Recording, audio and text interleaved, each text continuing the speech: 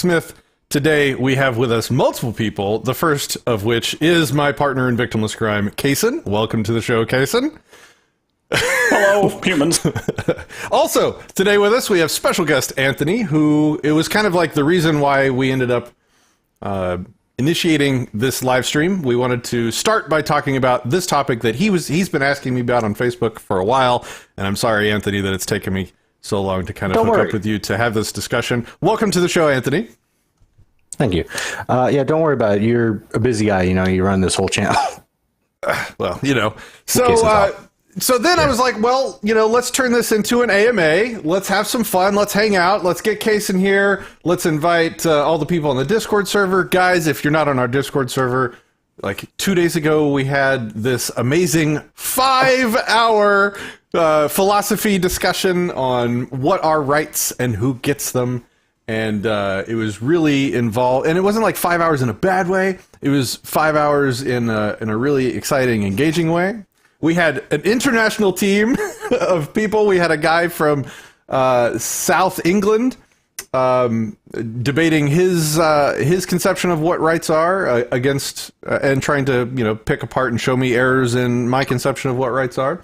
And in the audience, we had a guy from Greece who ended up, it was like his first time, I guess, in the Discord, and we had a long chat with him afterwards, and he then emailed me a bunch of interesting resources and books that I had never read that covered all the topics from the debate. Man, guys, this channel is becoming just this amazing sort of like nexus of intellectual engagement and awesomeness, and like I always tell people, like, all I'm looking for in life is good conversations, and man, there are so many good conversations that are coming my way right now. I almost can't even keep up, and I am in utter heaven. So today, hopefully, it looks like we may have the opportunity to have a few more multiple awesome conversations. We are live streaming to Facebook, YouTube, DLive, DTube, no, BitTube, whatever, Twitch,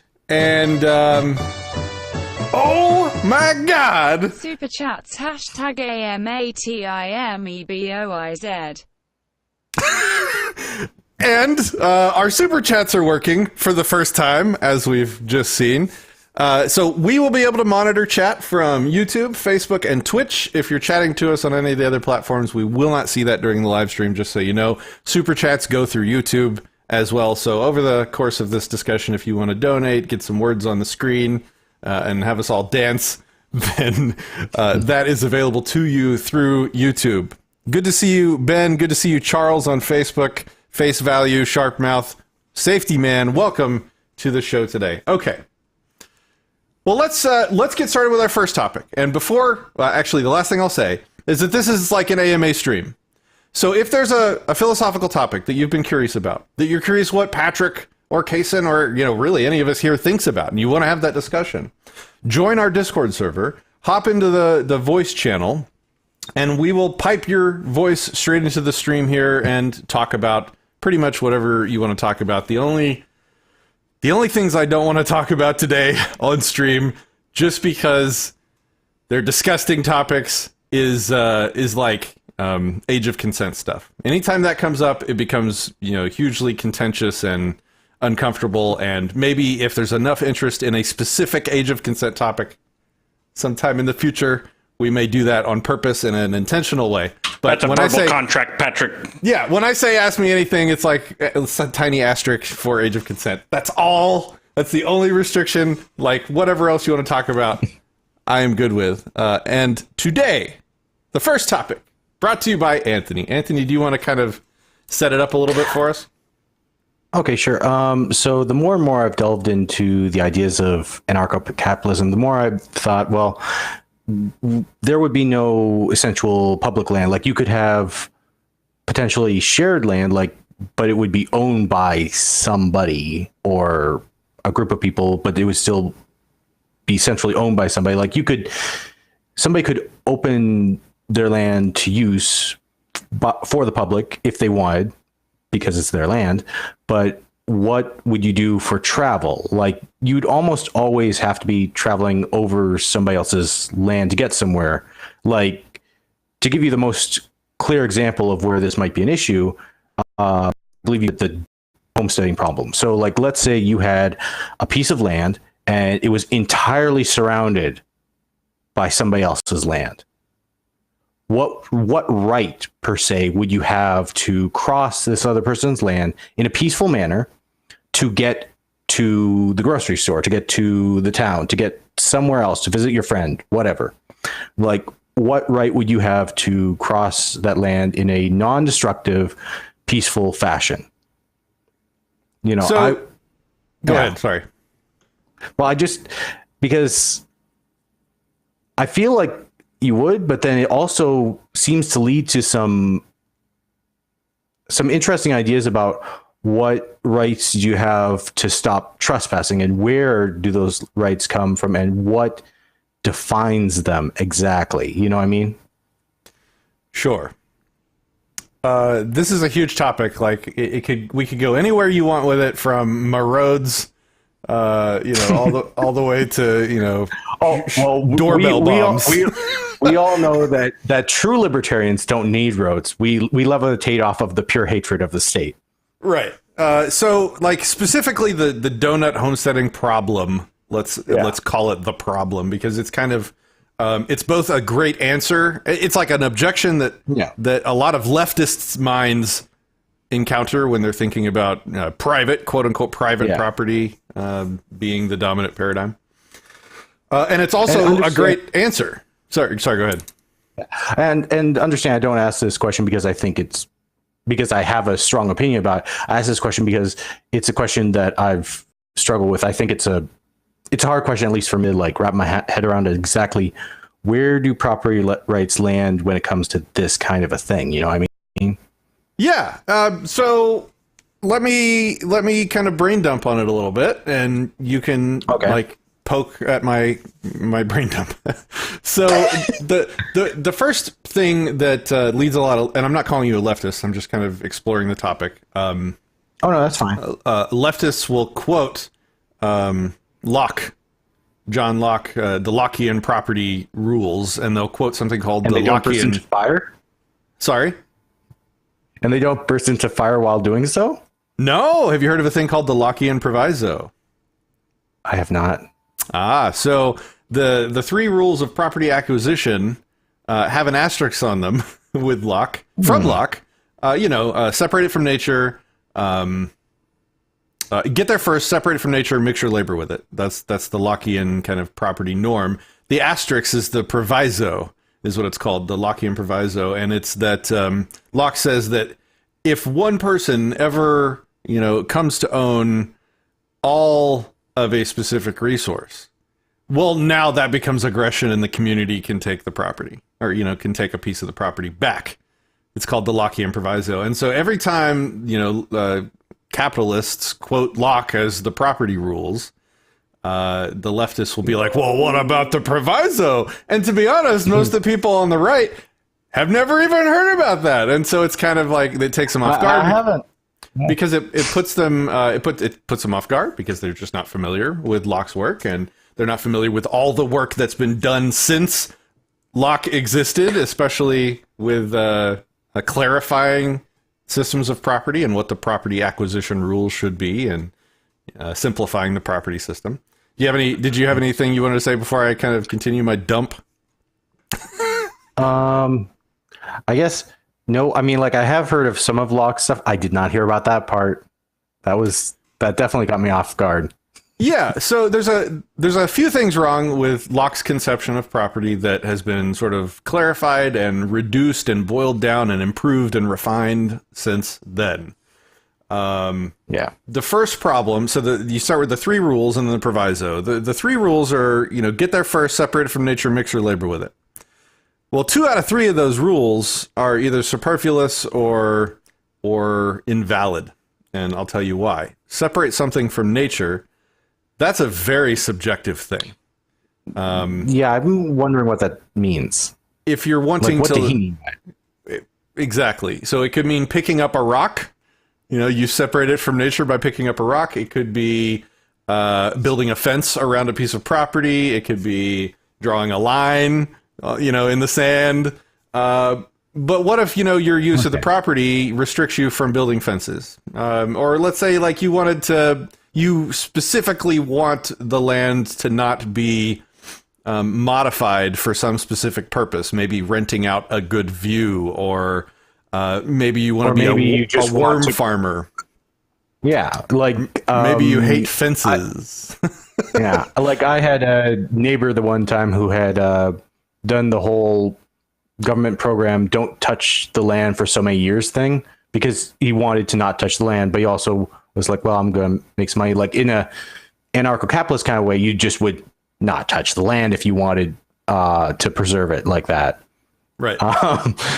You could set up a donations thing like, "Hey guys, I'm not touching my land. I'm preserving it." Right. Please donate to the nature preserve.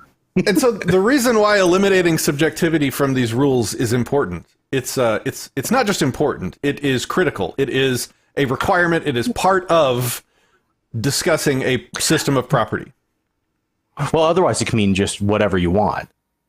Right. But the thing is, if you're designing a property system, or if you're evaluating multiple different property systems, the thing that tells you if you have a good property system, the thing that would let you order a list of property systems into best to worst, is how rivalrous they are, how much conflict their rules cause or prevent. Prevent is probably better, because the entire purpose of a property system is to reduce the inherent natural rivalrousness and fighting over limited resources. That is the entire purpose of a property system. If your property system doesn't do that, or doesn't do that well, then it is like definitionally not a property system, or a terrible property system. It's not good at being what it is supposed to be, right? I'm thinking that's close, but what the only thing that bugs me about that idea is like, what if you had an extremely totalitarian system that basically stopped all rivalry by saying everything's owned by the state. Anyone who disagrees faces the punishment. Well, that would not reduce rivalrousness. That would just make everyone a victim. True. That is true. That would be maximal victimhood. Yep, my exception doesn't stand. It's a good definition.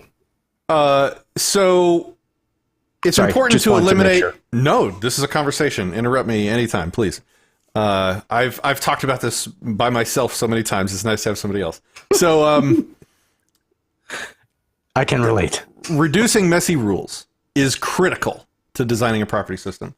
The subjectivity of separate it from nature is hopelessly subjective. It is hopelessly flawed, hopelessly open to interpretation by whoever, whenever, changing societal norms, changing ideas, whatever. And it's not really necessary. The second one that can be eliminated for a very different reason. Because it's kind of circular reasoning to an invalid form of property. When it says mix your labor with something, and this is the one a lot of other people on the right aren't really familiar with. You discussed this one with the copyright issue. I did. So when you say you must mix your labor with a thing to make it yours, to achieve ownership of a piece of property, that inherently kind of means, and Locke believed this, that labor has an inherent value. Now we're right into the labor theory of value and all the problems and mess and invalid self-contradictory nonsense that comes with the labor theory of value. Are you familiar with that? I am familiar. Do you want me to steal something from you with a piece of paper? Please. Oh, you saw that video? No, that's a cool. I thought that was a great intellectual property video. I found it to be very funny. Oh no, he has stolen all our paper. A little bit of the rights.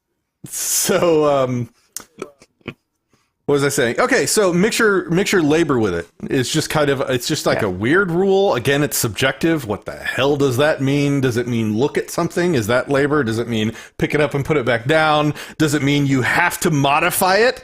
Well, what does modify it mean? Does it mean you have to totally transform it into something new? Does it mean 10%? Do you have to transform 10% of it? 5%? 2%? Rivalrousness. Maybe you just have to push the button at the factory. Right. These are points of contention. These are subjectivity. These are gray areas, and they are based on labor theory of value, that labor has some kind of that labor is property. Like, to mix labor with physical property, you have to think of labor as property. Labor is absolutely not property. It's not scarce. Yeah. It doesn't exist. It's not rivalrousness. It's not rivalrous. You can't transfer it. You can't steal it. It's not in any way property. You do not own your labor. And this is another thing that I say often, and even people on the right are like, whoa, we don't own our... No, it's not a valid form of property. Labor is using your actual property in an agreed upon way, usually for compensation. So if somebody pays me to mow their grass, I'm going to use my body property and my lawnmower property in an agreed upon way in exchange for money. My labor isn't the property. It's just me using my property in an agreed upon way. So, second rule, out the window. Messy, subjective, invalid, unnecessary. That leaves us with a single rule, which is first use. And I call that like neo-Lockean property. That is totally my word. I don't know if anybody else calls it that. It's just, I call it the neo-property, the neo-Lockean property norm, which is just first use, you own it. You get there first, you lick the handle, so to speak, and you own the car. And by eliminating the extra rules, we have eliminated points of contention. We have reduced the rivalrousness in our property system, thereby making it a better or best property system. The simpler it is, the less contentious, the less arguments, the less fighting, the better the property system. Okay. Sorry, go ahead. I do have a question. Yeah. So you would believe that people can inherit property from somebody else, correct? Inherit just means that they gave it to them. So, like, yes, it's another way of saying give it. Given. Yeah. Yeah, but they can give it. Yeah, sure. So, I guess my question is like, let's say somebody explored all over the place and claimed lands that they never traveled to ever again. Would they actually own those lands? So the final remaining point of subjectivity with the rule is what constitutes first use, right? And so far, I haven't read anyone, and I have personally not been able to... Sorry, guys, I'm eating. I have not been able to clear up the remaining subjectivity left in that. Now, I just want to point out that the subjectivity left in that last rule exists in all other conceptions of property. So it's not like I've got a fatal flaw. No. I've got the same flaw that literally everybody else has. It's just I've got a lot less flaws that they have. And but we would agree that like a lack of use could like some area of lack of use could constitute abandoned property. I disagree. I think you just added a point of contention into the property system. Okay, so because what constitutes abandonment? What constitutes lack of use? You're making the property system worse again. I'm not saying I know when it would happen. Right. I am saying that I think that. Oh, cool! Infinite. That there would have to be something there because. Well. I'm just thinking about because otherwise, wouldn't you potentially run into a system where somebody could claim land, leave, never return, and just like move to the entire opposite side of the world, and with no intention of ever returning, and technically they're still the owner? You don't think people should be able to do that? So, like, if you buy a vacation home, in some sense. Like if you buy a vacation home, I'm saying that there would be a certain point, like maybe after a few generations, even I don't know, but like if they pass that on generation after generation, now we're at like I don't know 10 generations. Does it still hold? You know what if it's an investment property? What if the whole point of the ownership was to grow it for a later use? What if they're waiting for the foliage to grow to a certain point that they can actually make use of it, and in the meantime, they're keeping it safe. That is a really good point. the point is, like, when you add in the rule of No, I abandonment- understand the issues of it. Like everyone will try to abuse that idea, but I also think that there's the potentially other a problem. The other not side having of that abandoned is property? like the ostracization side, right? So if somebody starts, trying to cheese ownership of some vast quantity of land, then they're probably going to be ejected from polite society, and they'll have to live by themselves until they die of starvation or whatever on their vast tracts of land. But again, this is like an unrealistic scenario. Like I don't think like walking across land would ever be considered using it. But again, this is inherently subjective, and I think So- I think like the last thing I want to say on this part is that we have lived in like polite society. We're not really polite, but we've lived in like a peaceful, mostly not even peaceful. What am I trying to say? We don't live in the jungle. We have not lived in the jungle for so long that we're not used to thinking in terms of what reality actually is. And reality actually is like two guys on an island, with making clubs, fashioning clubs to try and survive. And there is no anvils that drop out of the sky when you do something evil. This is not me suggesting that we behave like that. This is just me kind of reminding people that the baseline is like animalistic, violent behavior. And to elevate yourself out of that, you have to find other people to reciprocate what we call rights with, which goes to our conversation that we had a couple days ago on the Discord server. And through this reciprocity, through this elevated thinking that is only possible by sentient beings, we elevate ourselves out of this violent animalistic behavior.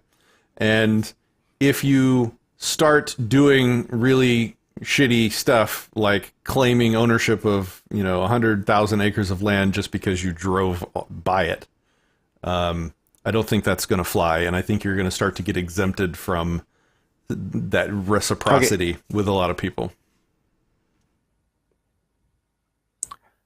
Okay, I think that kind of answers my question. Like, it addresses the issue that I was concerned about. But I guess to the original point, so you wouldn't consider like traveling over land to be necessarily a rights violation, like in the donut example.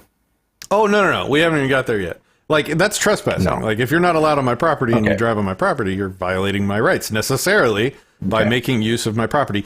Ownership, the definition of ownership is the right to exclude others from the use of a thing, from the use of a scarce resource. That's the best definition I've ever heard for what ownership means.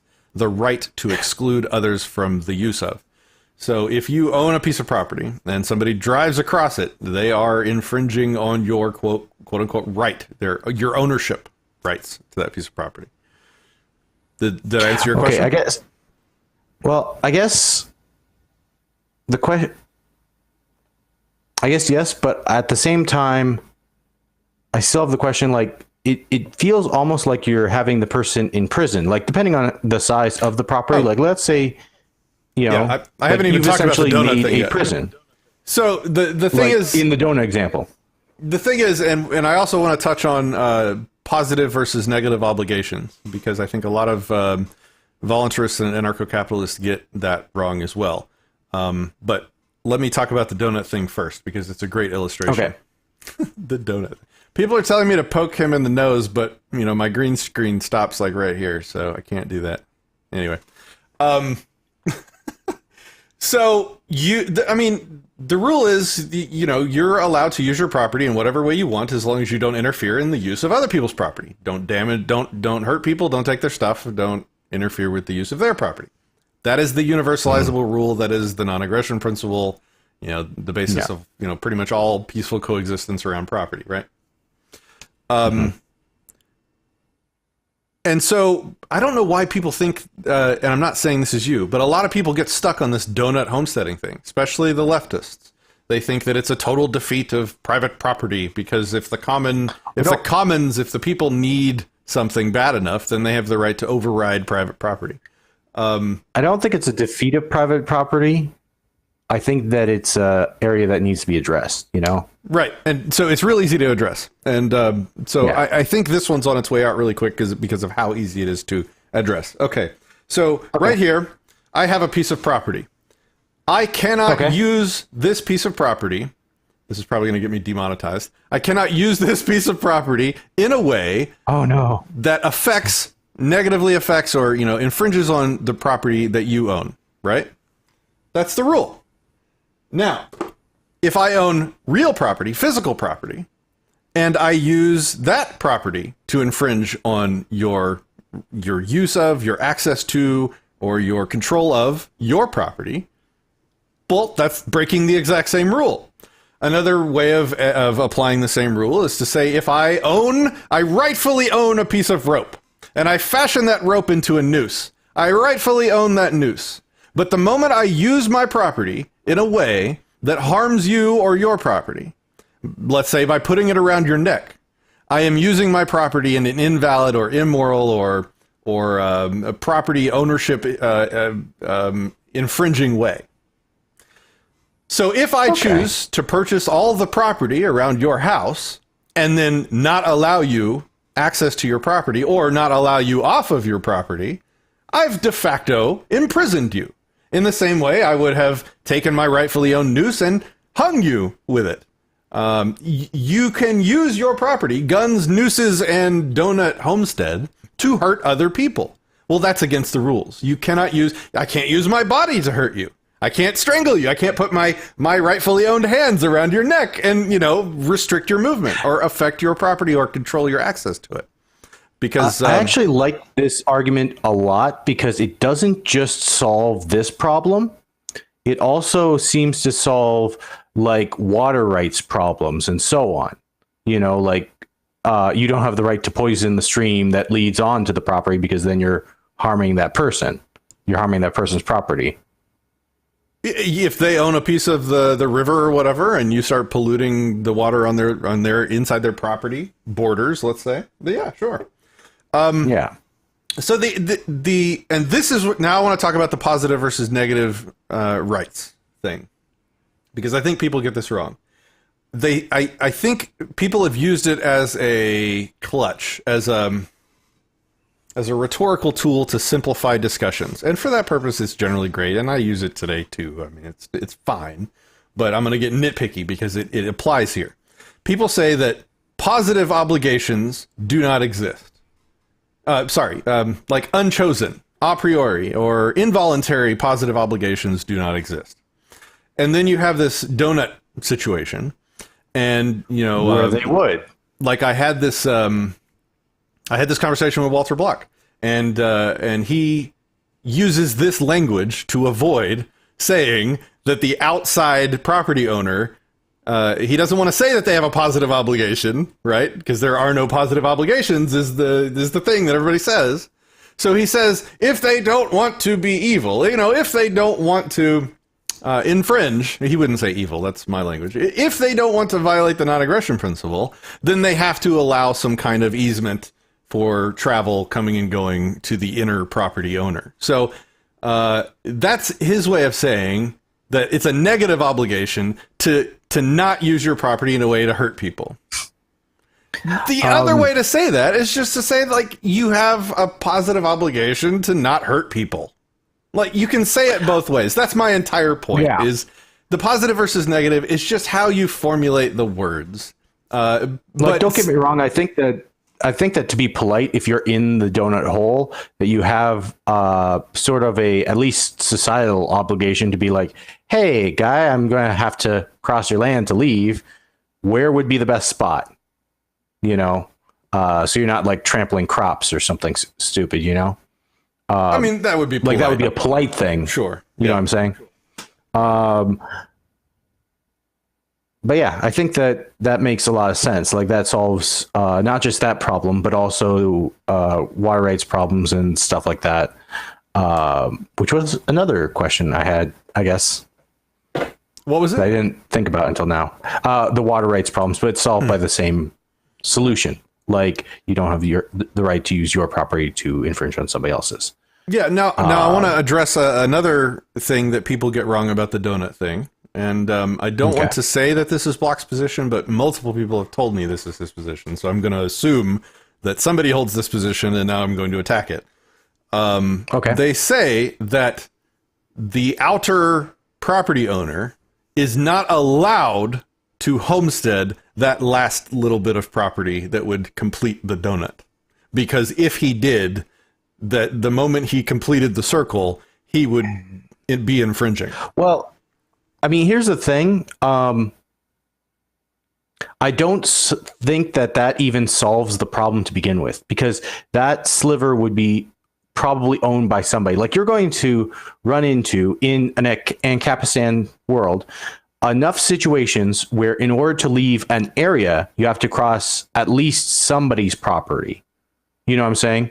Like, it might be person A, B, or C. You might have options, but you have to cross at least one of theirs properties. Well, you're not going to buy a house unless, part of the sale contract includes a road and, access to your house for the next 500 years or whatever, an access road. You're just not going to buy a house that you don't have guaranteed access to. That would be dumb. It's just something that we don't think about today because we all have communistic roads everywhere, right? True, but I mean, at the same time, it's like, well, who would own those roads? You know what I mean? And like, I was just gonna, the rebuttal I was gonna. Will it end up being like a Facebook situation where they're like, oh, well, you don't share the same political beliefs as me, so you do not have the right to leave your house because you can't use the road, or something stupid. The problem is if ownership means the right to exclude somebody from the use of a thing, which I really think that's the best definition I've ever heard. Then I think that's a good definition. Then when you allow the inner property owner to exclude the outer property owner from the ownership or use of that little sliver that would complete the circle, you've just de facto given ownership to the inner property owner. You haven't left a piece of unowned land. You've just given exclusive control to the guy in the middle. Yeah. But not just that, really. It doesn't even solve the problem to begin with. Right. As I point out, like, you'll have to cross somebody's land eventually to leave. Right. Even if that person explicitly gave consent to you when selling you the land, like, hey, here's a road. It's, I mean, I think, what was it now? There's actually an alley attached to my property that I'm not entirely 100% sure is still property of the city. Like, I was told by the previous property owner it was absorbed into my land. I'm like, and two of my neighbors use it. I'm perfectly fine with that. Like, why would I care?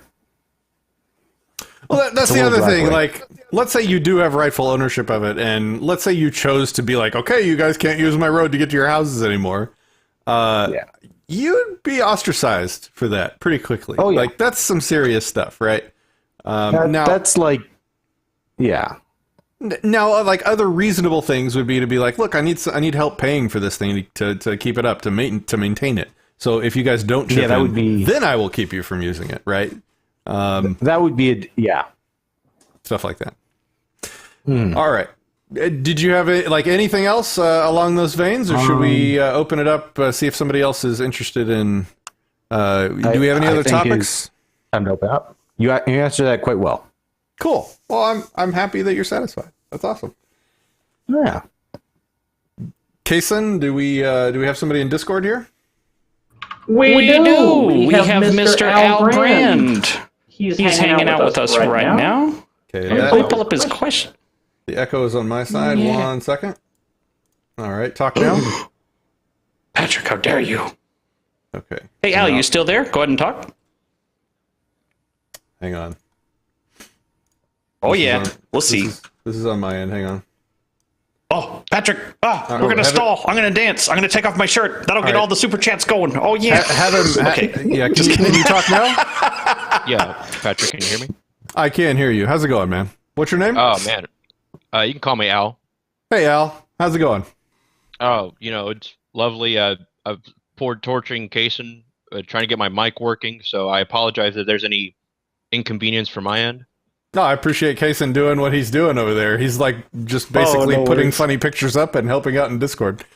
So Okay, that's what I do. He had a question. I'd love to read it if you're ready for it, Patrick. let's do it. All right. So Great. Can you hear me, Al Patrick? Grand. Sorry, just double checking. Yeah, we can again, hear you, sorry. Al. Yeah, we can hear you, Al. So Al wrote in and he said, when talking with people who are in favor of gun regulation, how do you sell or convince them on the value of gun ownership for themselves and for others? So talking to somebody who doesn't want guns around, how do you handle I can that, hear you guys. Patrick? Well, first of all, I want to let Anthony know that he's not trapped in the show, and anytime you would like to bounce out, you're welcome to. You're also welcome to hang out and stay and participate if you'd like. You know, you're already wired into the video. You do you, man. Cool. Oh, thank you very much. I appreciate it. This is actually my first time on one of these kind of videos. I tried getting on Eric July's, but he was going on a rant about comics, so I didn't want to, get on his bad side. But thank you. Appreciate it. Oh, yeah. Okay. So the question is, how do you talk to anti-gunners about why they should like guns? Why they should not be anti-gun? Yes. Well, I kind of dragged it out a little bit when I was explaining it to Kaysen, but it was just basically moderates and how, you try to explain to them about gun ownership and how, self-defense to them, I guess to the individual I was speaking to, he thought, the self-defense argument against tyranny was was like a sort of fringe argument. And I was just trying to see, well, how do you kind of discuss that with him and try to explain it? I gave him instances and examples of tyrannical things that this very own government has done, and it wasn't enough to convince him. So I was just like, well, where do I go from there? If that makes sense. There's several angles depending on the personality type of who you're talking to. You can go confrontational or you can go, Socratic, right? And so the Socratic one is more like the against me argument, which is basically saying things like, actually, let's call it the reverse, the reverse against me, the against you argument. So you try and boil down their core principle that they're using. Mm-hmm. Which is to say, they'll say things that have nothing to do with the core principle. They'll say things like, well, people just shouldn't be allowed to own assault rifles or Uzis or, whatever word that they think means scary gun. But the principle at play there is that the rule that they're wanting enforced is pieces of property that they, in their personal opinion, judged to be bad, they think it's acceptable to use force to make you own or not own or behave in the way that they want you to behave. They are saying that they think force should be used against you, threats of force and actual force should be used against you to control what property you own based on their personal preferences of what's scary or dangerous or whatever. So a lot of times you can just say, so, that's kind of like what you're doing. Like you have decided in your own personal opinion, and I love saying personal opinion because that's kind of a layman term and they'll know what you mean by that. In your personal opinion, you think it's right to use force to control what the people around you own just based on your own little opinions. Okay, so that's the rule.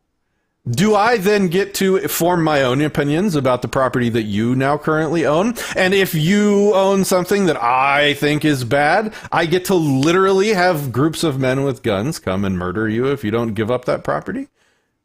Is that cool with you? You would do, and then flip it around, give it to them both ways. You would do that to me, your friend? Would you come to my house with no guns, right? Would you come to my house and force me to give up property that I own? Who the hell are you to even have a say in what I peacefully own? And I use the word peacefully often because it's another layman word. Everyone knows what peacefully means. So you're saying that you have the right to forcibly control me, to violently control me, to violently control what I peacefully own. It just like I hit him with that kind of contradiction, that incredulity, that kind of, wow, I thought we were friends. You want me violently controlled for peaceful ownership? You think it's cool if I violently control what you own just based on my personal preferences? Are you insane? Like, I know that's not like a philosophical argument, the are you insane, but that's a more normie argument, because you just kind of hit him with the shock and awe, the gasp, the fainting couch. I thought we were friends. Why do you want me attacked? Why would you think that? I thought we were having a polite, are you not a polite, what's the word? Are you not a civilized person? Why are you going to use violence on peaceful people to make them behave how you want them to? That's one way. Should use the term tolerant. Oh, okay. Well, I mean, that's I can see that approach. And really, the whole reason why we even started talking about guns in the first place was because I looked into something, I guess, because of the recent shooting that happened in Virginia. They mentioned that Trump was very no on the silencers, I guess is what I read on one of the articles. And I don't know where the conversation went from there. And, they he kind of was like, oh, well, you're using this argument. It's kind of like the whole, well, if bump stocks get banned, that's not a big deal, and I was telling them, well, if we start going from one thing to the next gets banned, and then where does it stop? Where do they get the justification? I guess that's where we kind of I guess the goalposts ended up getting moved a little bit, but we kind of were circling around the whole gun ownership thing, if that makes sense. And so a lot of times what they'll do, and I can play both sides because I've done this so many times, Right. is they'll go somewhere like, well, society, has to have rules. We live in society, and society has rules, and it's okay if, society, and they start anthropomorphizing concepts, which is especially collectivized concepts. They'll take a thing called society, they'll give it legs, arms, and, guns, and talk about it like it acts in the world in any capacity whatsoever. But they'll say, go ahead. So the argument that I typically use is kind of just going to say that.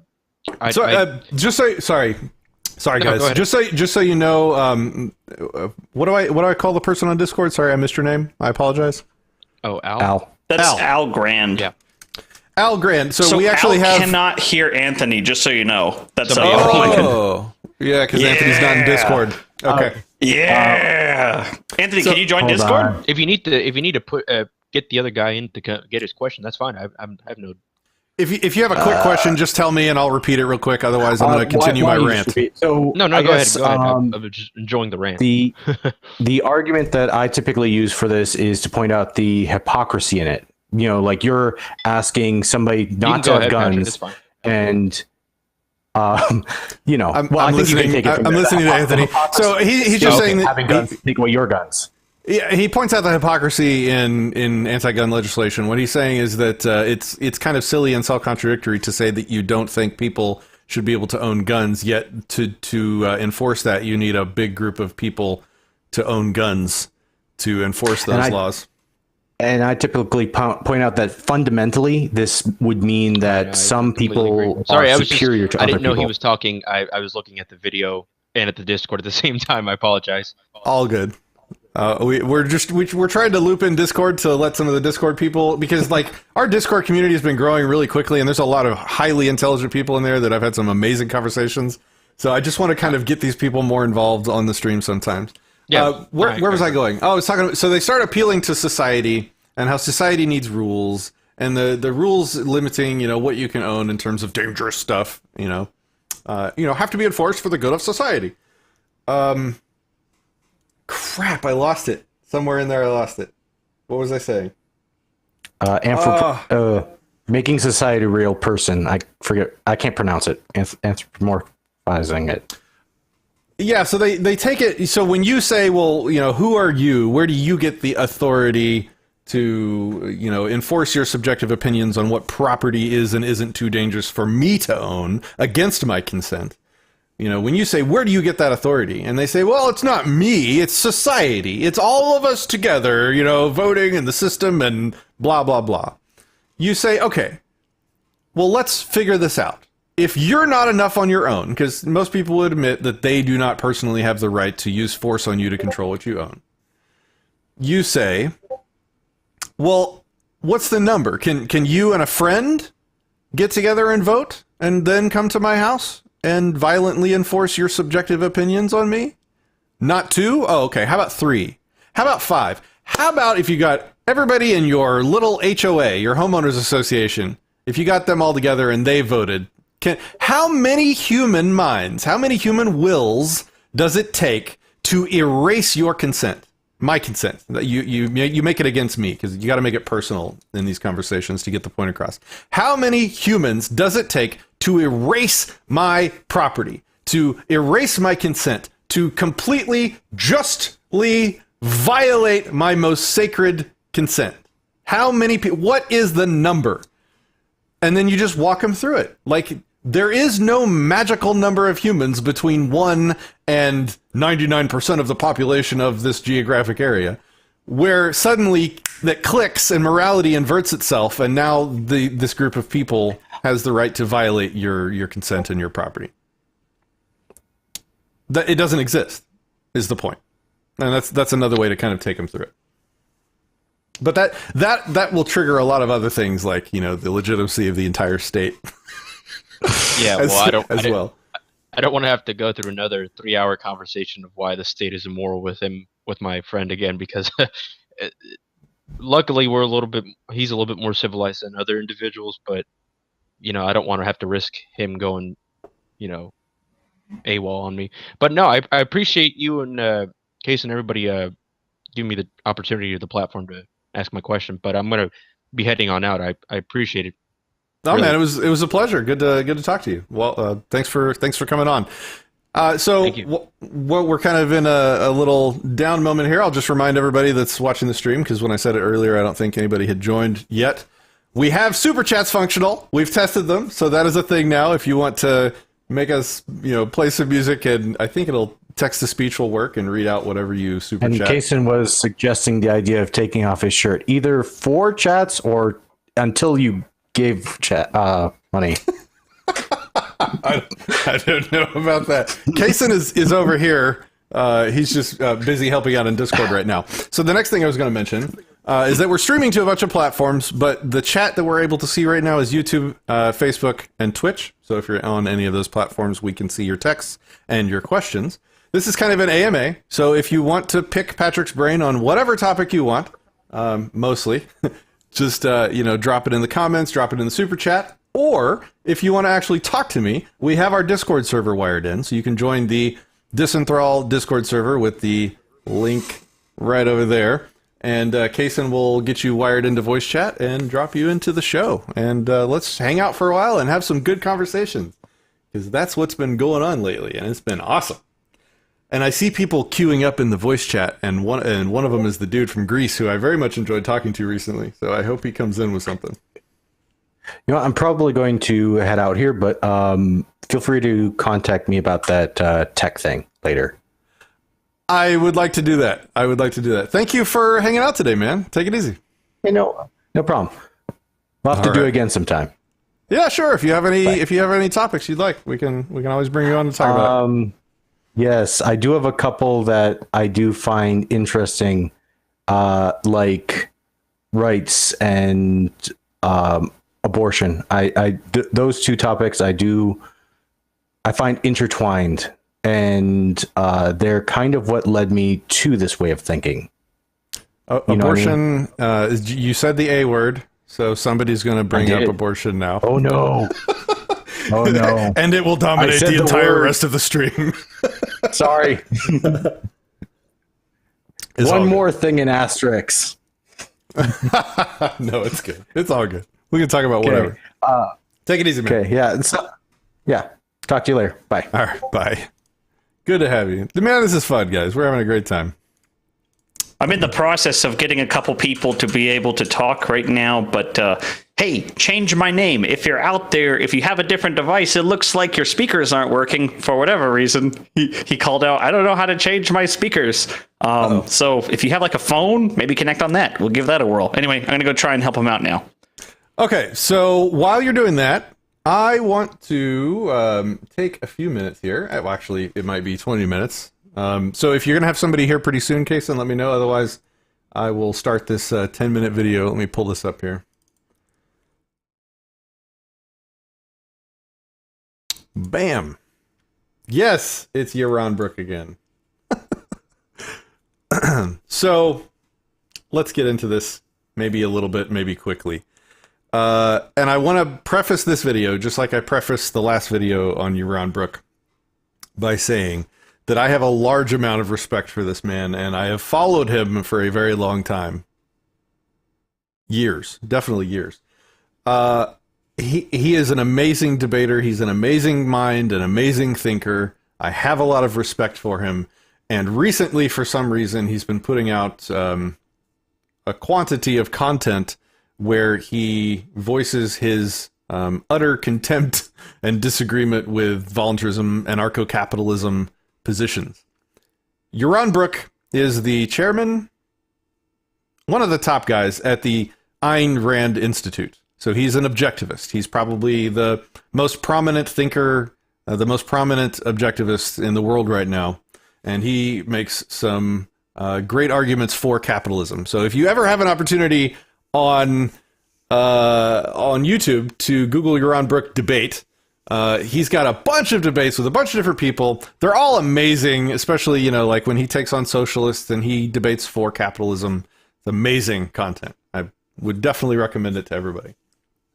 What's up, Gaming with Deerhorn? Welcome. This is an AMA, so we're talking about whatever anybody wants to pick Patrick's brain on within some amount of reason, somewhat. And so right now we're kind of in between people, and I wanted to play this video from Yaron Brook because he makes his objection to anarcho-capitalism pretty extremely clear. So let me just kind of play this. This is from a debate with him and this other guy. I'm not going to do a full review or response to the 25-minute video. I just want to kind of play this initial clip from Yaron where he kind of lays out his objection to voluntarism. I think the disagreement is a big deal, and it's one of the reasons I won't call myself a libertarian. And I think at the end of the day, we haven't talked about this, but it's probably going to, it probably results in the fact that we don't define individual rights correctly, the same way, and that we don't apply individual rights the same way. And that there are deeper, much deeper philosophical issues at bay where we disagree on. Because I don't think you can come to the anarcho-capitalist position, or the anarchist position, without, I think, making deep philosophical errors. For example, in the role of violence in human life and what individual rights actually mean. I mean, since you mentioned Walter Block, I will ask the question, you know, is it okay, is it rights violating to have sex with a 5-year-old child? Now, I would argue absolutely it's rights violating. It's a horrific rights violation, and that person should spend a...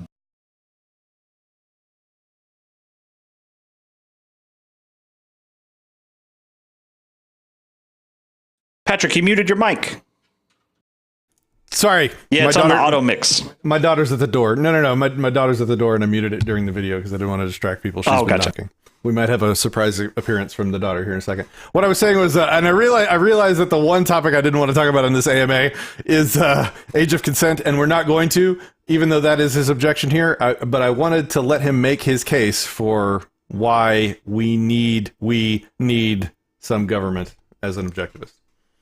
Big chunk of their life in jail, if not forever. But they are libertarians. They are anarchists who say, well, why? It's consensual. The child might have said yes, but but that's meaningless, right? And there might be a protection agency that will protect your right, in quotes, to have sex with that 5-year-old child. Now, what does one do if there is a protection agency? Let's say I'm offering services to pedophiles. I am a rights protection agency that protects the rights of men to have, or women, doesn't matter, women it's harder, but to have sex with a 5-year-old child. What do you do with that? How do we solve this issue? How do we combat it? How do we get rid of this agency? People voluntarily are signing up. People voluntarily are willing to participate. Maybe even parents are voluntarily willing to have their kids participate. It's all voluntary. How do we deal with it? Well, I mean, I've got like creepy crawlers down my spine just thinking about that, right? Because they are sick parents, and they are sick people who want to have sex with 5-year-olds. And anarchism would legitimize that completely. Now, that means there's no such thing as individual rights. That means the negation of individual rights and the negation of what it even means to be voluntary. How can a 5-year-old be voluntary anything? And how can a parent abuse a child and get away with it? So these are complex issues that anarchism defaults on and ultimately has to lead to massive injustices of these individual rights that supposedly we agree upon. But I'm not sure we do agree on them. And I certainly don't think we see them as coming from the same source and applying in the same way. So I think, and this is my resistance to saying we agree on a lot of things, I'm not sure we do if once you start peeling away the rhetoric into what it actually means. So I'll link this, let me link this video in chat here for you guys. So that if you want to watch the full thing, you can. There it goes. So, wow, there are so many misunderstandings there. I should have made notes so I'd know where to start. So there's so much consent being violated in his scenario. I can't believe that he used the word voluntary over and over. I mean, obviously, abusing a child in any way, harming them physically, sexually, mentally, whatever, that's not a voluntary interaction. That's not something that voluntarists, anarcho-capitalists would ever approve of. Later in this debate, and I'll let you guys watch it separately, he does say some things that are probably accurate about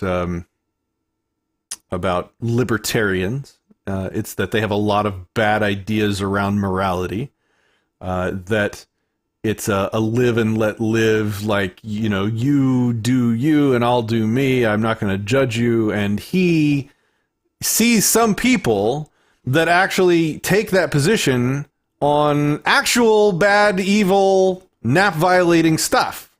And there are libertarians that are really, really bad at talking about rights and what they are and where they come from.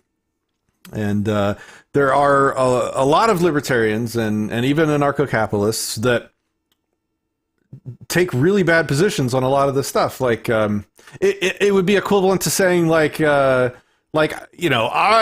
hate murder, but I'm not going to, enforce my morals on you. You do you, and I'll just be over here and, not like murder. No! That's not freedom. That's not liberty. That's not voluntarism.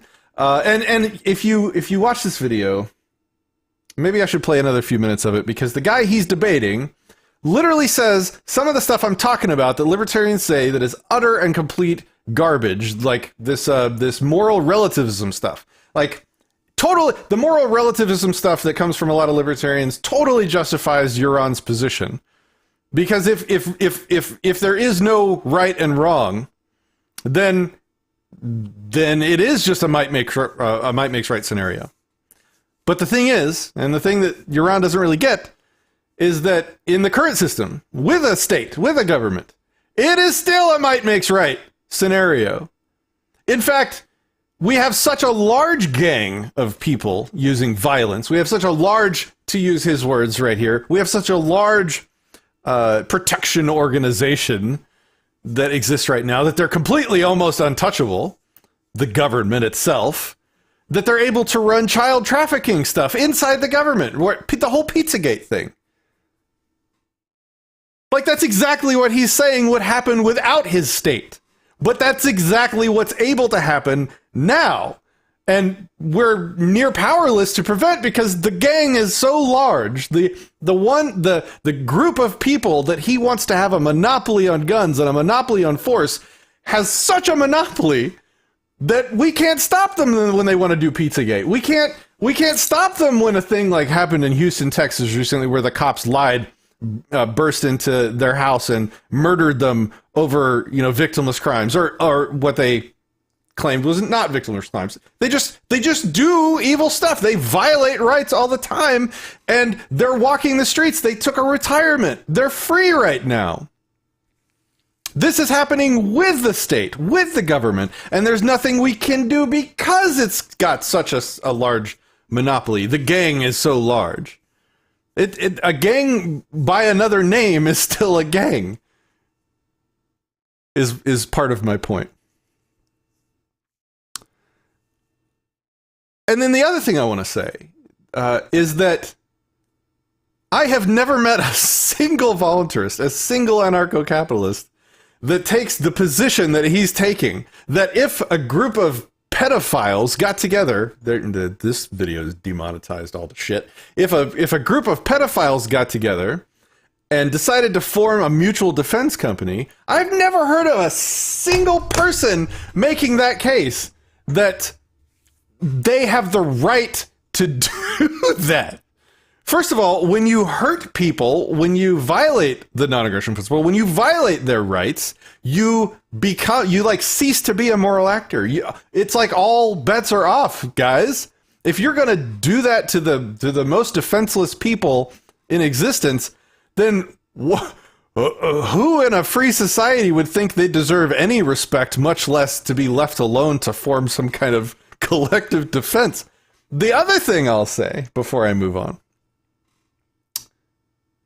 is that a real world example just happened in this day and age. A guy who called himself an anarcho-capitalist, called himself a voluntarist, at least. Called himself a voluntarist. Can't even remember his name right now. Maybe somebody in chat will remember this, because I can't imagine most of you haven't heard about this. It was blew up on Facebook for a week straight. Videos surfaced of him admitting to abusing his children. And the anarcho-capitalist community, the voluntarist community, hell, even the general anarchist community, even the lefties, it was like the first time I have ever seen everyone unified around anything.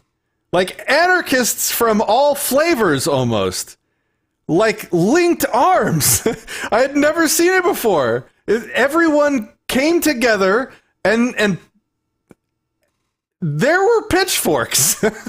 This guy was instantly a pariah, instantly ejected from all of his relationships were instantly ended. Way worse than that, there were people trying to find his current location for reasons. And voluntarists and anarcho-capitalists took it so seriously that they were even willing to, when they found out information, they contacted the state's law enforcers to let them know to get this guy off the streets where he would not be in a danger to his children anymore.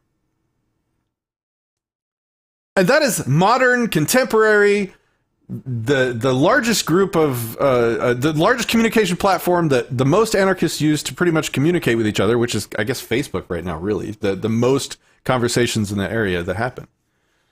This is the perfect counterexample that disproves what Euron is saying here. So if all these people were moral relativists and made exceptions for horrendous atrocities against the most defenseless people, if they were actually what he claims they are, none of that would have happened. If anything, it would have been a couple people arguing, like happens about so many quibbly issues on Facebook. It would have just been another blip on the debate radar in the debate groups. But that is not what happened at all. It was like the entire world of ANCAPs got together and went after this guy over it. So Euron is logically wrong, philosophically wrong on his understanding of the voluntarist or anarcho-capitalist position on rights. Libertarians with a bad understanding of it aside, because there's a lot of them. It's a mess. Libertarian, that label is so messy right now, it's insane. Wrong on the logic, wrong on the philosophy, and wrong on the practical predictions on how the society and how the people in the society would handle it. How the people in the community, how anarcho-capitalists would handle the situation. Because this wasn't even a group of pedophiles banding together to defend themselves. This was just one guy, and a couple videos got released. And people were ready to burn him in effigy. Like, it was, people were glad that the cops found him first. because yeah, you get the point. All right, so that's the rant that I wanted to give on Euron's recent objection. I don't know what it is. Like, I've followed this guy for years, and just in the last couple months, he's been putting out a lot of content with a lot of objections to anarcho-capitalism. And so you're probably going to see a lot more responses from me directed to Euron, not because like I have an obsession or like hate him. No, it's because I actually like and respect him, that I think his ideas and his mind and his positions are worth rebutting. So it's out of respect. A lot of times when I debunk people or when I do corrections of people, it's out of respect because I respect their mind, I respect their thoughts, and people that I respect are worthy of my time and attention, right? Like if Kaysen came at me and said that, you know, his labor had inherent value, I would not just be like, oh yeah, you're wrong, and walk away. I would be like, whoa, Kaysen, intervention, dude. We got to talk about this. Right. Yep. Okay. So, and by the way, the His guy's name, name you were asking about what the guy's name was, and it's Sean Sean Windingland. You gotta mute yourself on Discord, man. You're coming in both on me. Oh, sorry about that. There Okay, we go. what'd you say? His name is Sean Windingland, the guy that that you was were the talking pedo. about. That was the pedo, Yep. yeah. If you want, I can link the news article so people can witch hunt over there. But also, so there's a gentleman. We'll call him Greek Dude or GD for now. He has a heck of a statement to bring up for you. I'm not sure if he can hear me, so if you want to introduce him and say hello, he had a thing to read, and then I think he wanted to get your thoughts on something. Yeah, the GD was the guy that joined, I think, for the first time on the Discord server a couple days ago, and he was there for a big conversation that we had on what are rights and who gets them, and he had some interesting thoughts and some great resources to share, so I look forward to talking with him about whatever. What's up, GD? Can you hear me? Hey, hi, Patrick. Thank you for hosting me for one moment on your show. I will just ask you my question, and then I will let you continue and hear what you may have to say. My remark is about your theory of property based on use. Hans Hermann Hoppe, in his book, A Short History of Man, I think, says that just walking through a road or a forest doesn't mean you homestead it. Picking up berries doesn't mean that you own the bush. You need to transform whatever resource exists in nature into something productive and useful in order to homestead it. So he proposes the labor connection, not the usage connection. And I wonder why.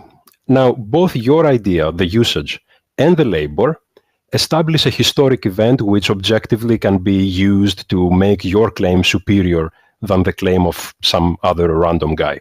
Which is how property conflicts are resolved. It's who has the highest claim to the property, right? Sorry to interrupt. Exactly. So they both make it. They both do the job. Why is labor a better idea, maybe? And I want your idea on that. I think it is because if I work hard to create something and then you come and get it for free, effortlessly, then you are effectively enslaving me. You are using me as a productive instrument for your purposes against my will. And that links you back to self-ownership in a way that usage doesn't. So if you want to link the ownership of external objects back to self-ownership, you need, I think, labor. It helps you more than usage helps you. I would be interested in your thoughts on that, and I don't need to speak anymore. Thank you very much. Oh, you don't have to run off if you don't want to. You're welcome to hang out and have a conversation with me, but it's totally up to you. No pressure. It's voluntary. What constitutes labor? Like, if labor isn't a form of use, is this a distinction without a difference?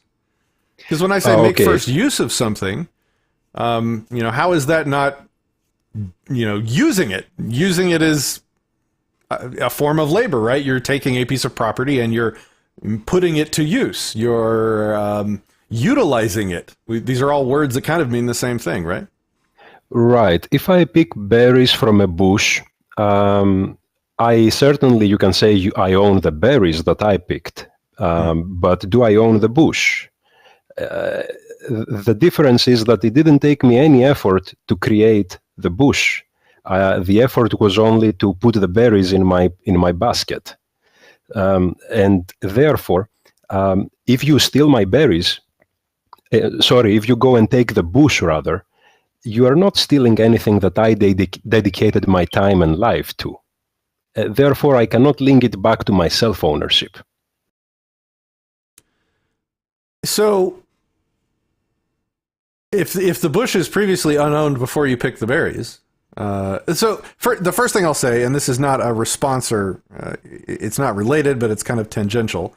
It's just something else that I think people get wrong. Is that you can accidentally come to own something. I think there has to be intent there. Intent to own. You have to have an understand, and this goes to our conception of rights that we talked about a couple days ago, which is ownership is a conceptual thing. It's a concept. It's a right, and a right is a mutual understanding between people. And so you can't accidentally. For the same reason a dog cannot own property is the same reason a sentient mind can't accidentally own something. They have to purposefully choose to exert the concept of ownership over the thing, I guess is what I'm saying. So like you can't walk through a forest with no intent to own, the few square centimeters, and I say that because you're not from America. I don't know, you would be square inches here. Anyway, so if you don't have the intent to take ownership of the centimeters you're walking on, then it's not like you accidentally just automatically gain ownership of the land that you step foot on as you're walking by. I think you have to there has to be an intent there. You have to have a will and an understanding of property and a will to own it. That's the first thing. The second thing is just it's like you divide up a natural resource and it's like a question to decide let's say I want to take ownership of this rock that fell off a mountain. By picking up the rock, do I also gain ownership of the entire mountain? That's an interesting question. I think is that a good association or analogy to it's the same thing with the fruit in the bush, the berry in the bush. I think you're bringing up the ambiguity in defining labor or defining usage. As you said previously, both of those have a certain leeway that has to be clarified. So that is not the advantage or the disadvantage of either. So yeah, I don't see that picking up the rock has anything to do with homesteading the whole mountain it came from, right? Well, yeah, but you could also say if you picked up a gold nugget from what was to become the gold mine in the side of the mountain, that's different. The intent to own the gold mine would enable your use of that picking up of the gold nugget rock to start gaining ownership of that area. Now, you wouldn't necessarily be assumed to gain you could follow the gold vein as deep as it went into the planet, spanning across however many miles. Of course not. It would just be what you actually were able to make use of at that time. And I think that same argument would go for the berry bush as well. If you were in a berry bush orchard and you picked a berry off of a single tree with the intent of just eating a berry, you intended to take ownership of that berry out of an unknown state and make it owned. But if you came upon an orchard of berry bushes with the intent to begin your new berry business, and you harvested all the berries, and then you started protecting that property and cultivating it to grow more berries, then you're using not just the berry, but you're using the bushes as well. You're making the first use of the bushes as well. How is that for an answer? I totally agree with your example. In that scenario, I think everybody on the libertarian side would agree that you own the bush if you employ it in a productive enterprise. Now, the difference is if you just pick the berries, sorry, let me put it differently.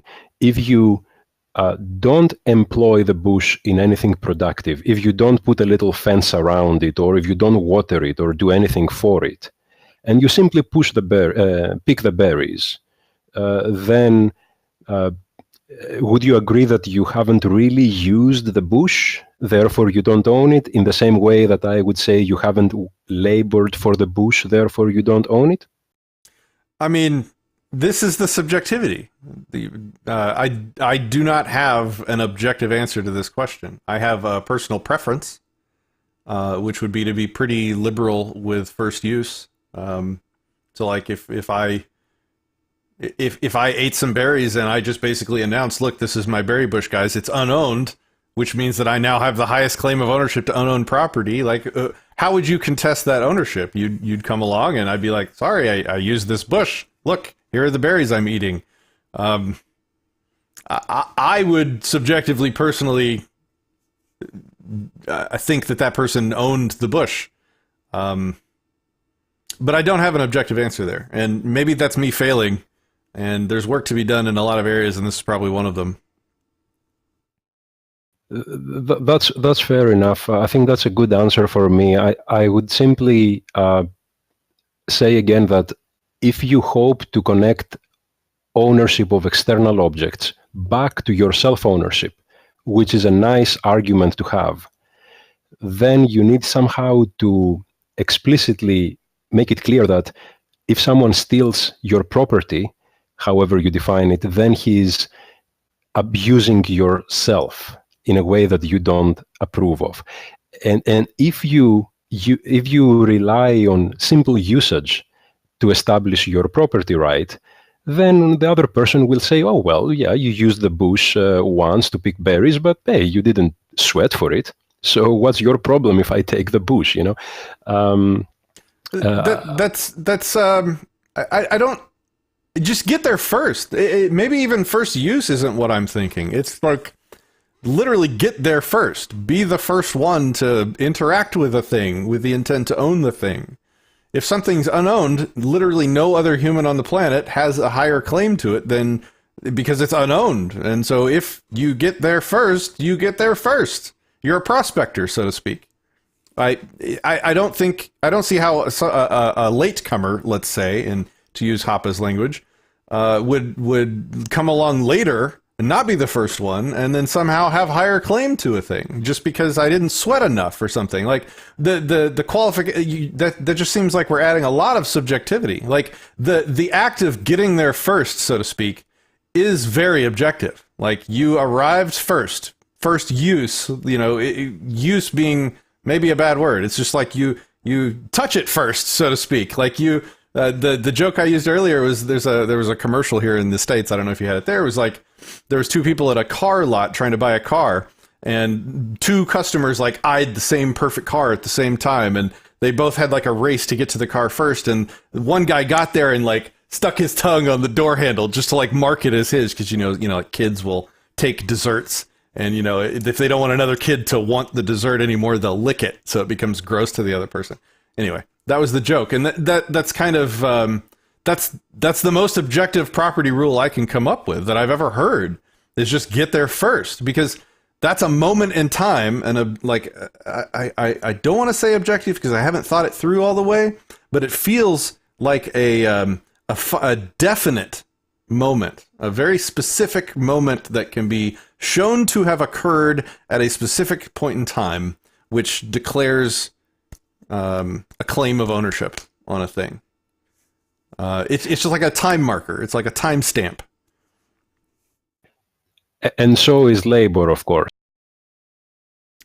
Well, labor would be dependent upon getting there first. So it seems superfluous. Like if you've already got there first, what you do next seems extra, seems unnecessary. All right. Thank you very much, Patrick. I took enough of your time, so I really appreciate your thoughts. Thank you very much. I would like to continue the conversation if you have additional thoughts on this area sometime. Doesn't have to be now, whenever. I enjoy talking with you. It's a good conversation. Same here. Thank you. Bye. Yeah. Awesome. Man, guys, that was Guy from Greece. We are having a great time. I should have called this, instead of Ask Me Anything, I should have called it like One Good Conversation, because we're having like 18 good conversations. And I love it. I got one for you, Patrick. You have another good conversation? Okay. What's up? Well, I'm setting up one guy right now, but in the meanwhile, somebody wrote in chat, Aaron Alfecci, I guess.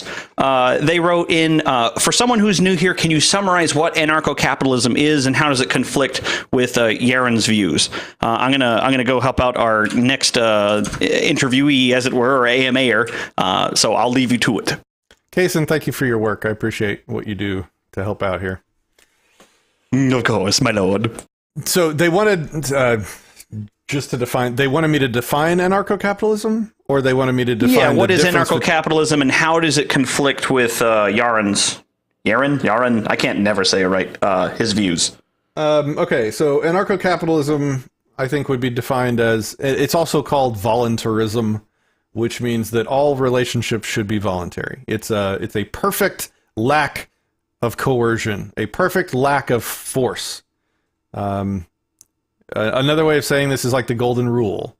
Another way of saying that is to say, like, the initiation of force is always wrong. That's probably the clearest way of saying it. Don't start fights, don't attack people, don't take their stuff. And you just take that very simple, like, kindergarten principle, and you universalize it to life in general, and you get anarcho-capitalism. Anarcho meaning no rulers, because rulers are definitionally people that use force to control other people. And the capitalism part just kind of really distinguishes it from maybe what would be called traditional anarchists, which would be the black flag, black and red Molotov cocktail throwing children that we see in the news so often recently. So anarcho-cap, they have a bad definition of capitalism, but they stand against capitalism. So to call yourself an anarcho-capitalism, just primarily, in my opinion, just to distinguish yourself from those people. What most people consider anarchists, right? Most people think it's Molotov cocktails and riots in the street, which is absolutely anathema to anarcho-capitalism. Capitalism implying property ownership. So if you respect the property rights of the people around you, the last thing you're going to be doing is, setting cars on fire in the streets, right? Because that's somebody's property and you don't have the right to mess with it. So voluntarism is just another word for anarcho-capitalism. It just means that all relationships should be voluntary. I don't coerce, I don't control, I don't initiate force against other people. Yaron Brook is the chairman of the board. I forgot his exact title of the Ayn Rand Institute. Chairman of the board. Mm-hmm. Ayn Rand is the founder, thinker, brain behind the school of thought known as objectivism, which establishes sort of selfishness and that's a bad way to headline it, but it's basically like placing one's own life as the moral good. So things that contribute to living and well-being and happiness are the moral good, which is in stark contrast to like the traditional societal ideas that, that's selfish and selfishness is bad. You should be altruistic. You should put other people before yourself. And an objectivist would be able to very clearly make the case that putting people before yourself is the religion of death. And they're right in most of their thinking in those areas. Ayn Rand, as you may or may not know, wrote Atlas Shrugged, the second most influential book in the history of the world, aside from the Bible.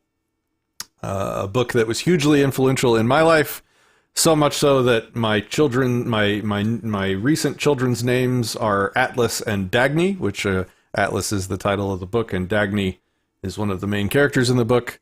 So when I criticize, like I said, when I criticize Yaron, I'm giving him my time and attention because of how much I respect him and his ideas and Ayn Rand and the Ayn Rand Institute. It's out of love that I criticize, not hate or butthurt. So, what's the difference between the anarcho-capitalist view and Uran's objectivist view? This is, I don't want to speak for Uran because I haven't got him in a debate scenario yet to really spell out the core conflict between my position and that of all of the voluntarists that I know and his position. Like, an objectivist would tell you, to the degree you have coercion is the degree you have immorality. To the degree you have coercion is the degree to which you don't have capitalism. Can I interject for a second at all? Who's this? Oh, this just changed my mind. I put him in the channel a little bit ago, and he's been kind of listening in on you. Yeah, sure. What's up? Speak. Change my mind. Speak. If when he speaks about coercion and involuntary society, how can a society exist if everybody has what is moral and is immoral? I missed that. What'd you say? It kind of broke up in the middle there.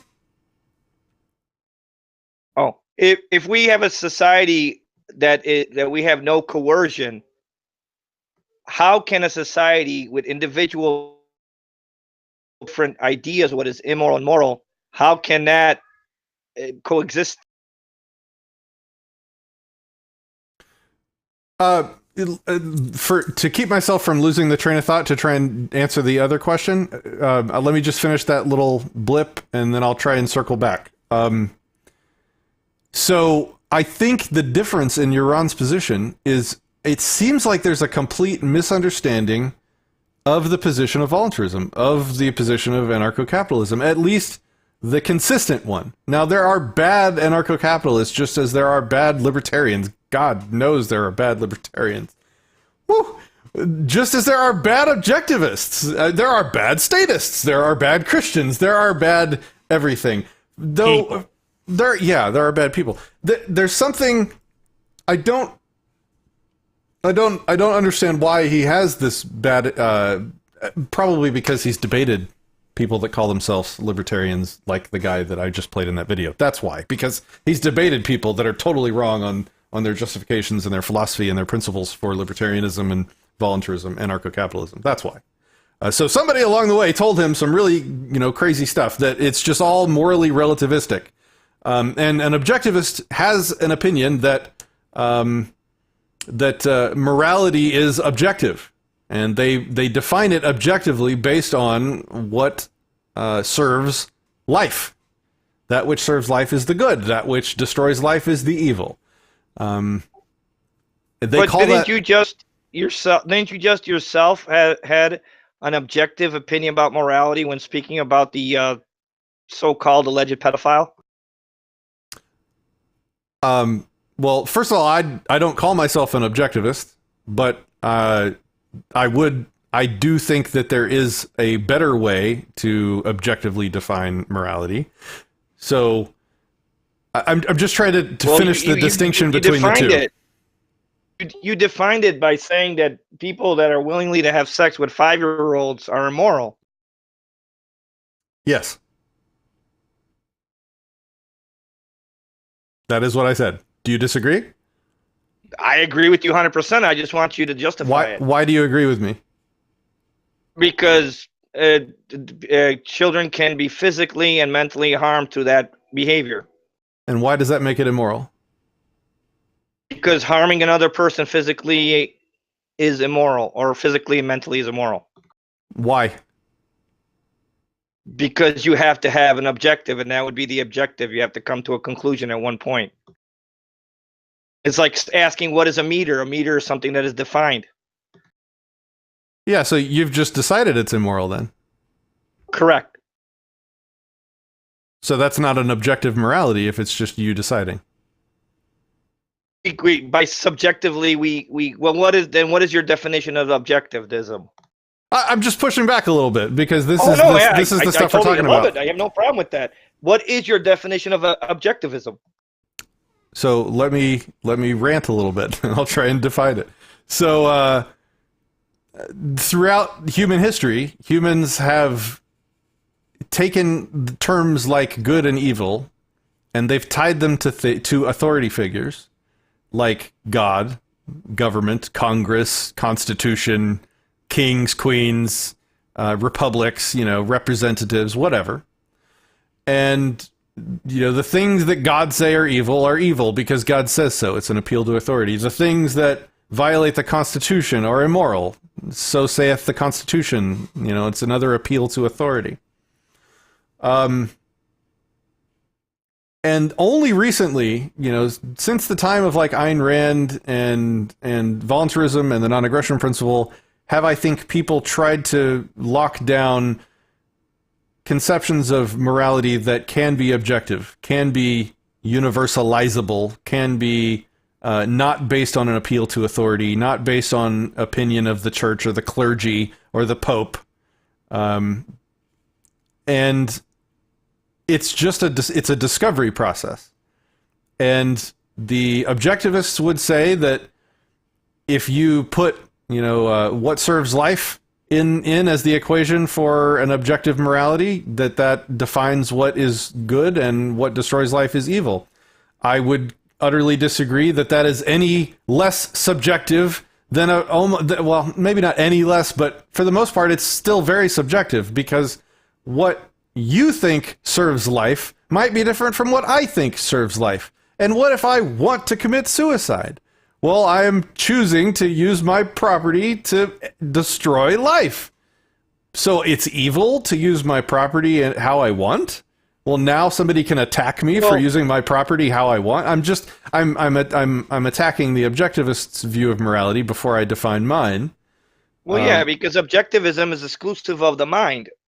So if you can take it externally from the mental concept of humanity, that is how you objectify something. So how do you objectify morality?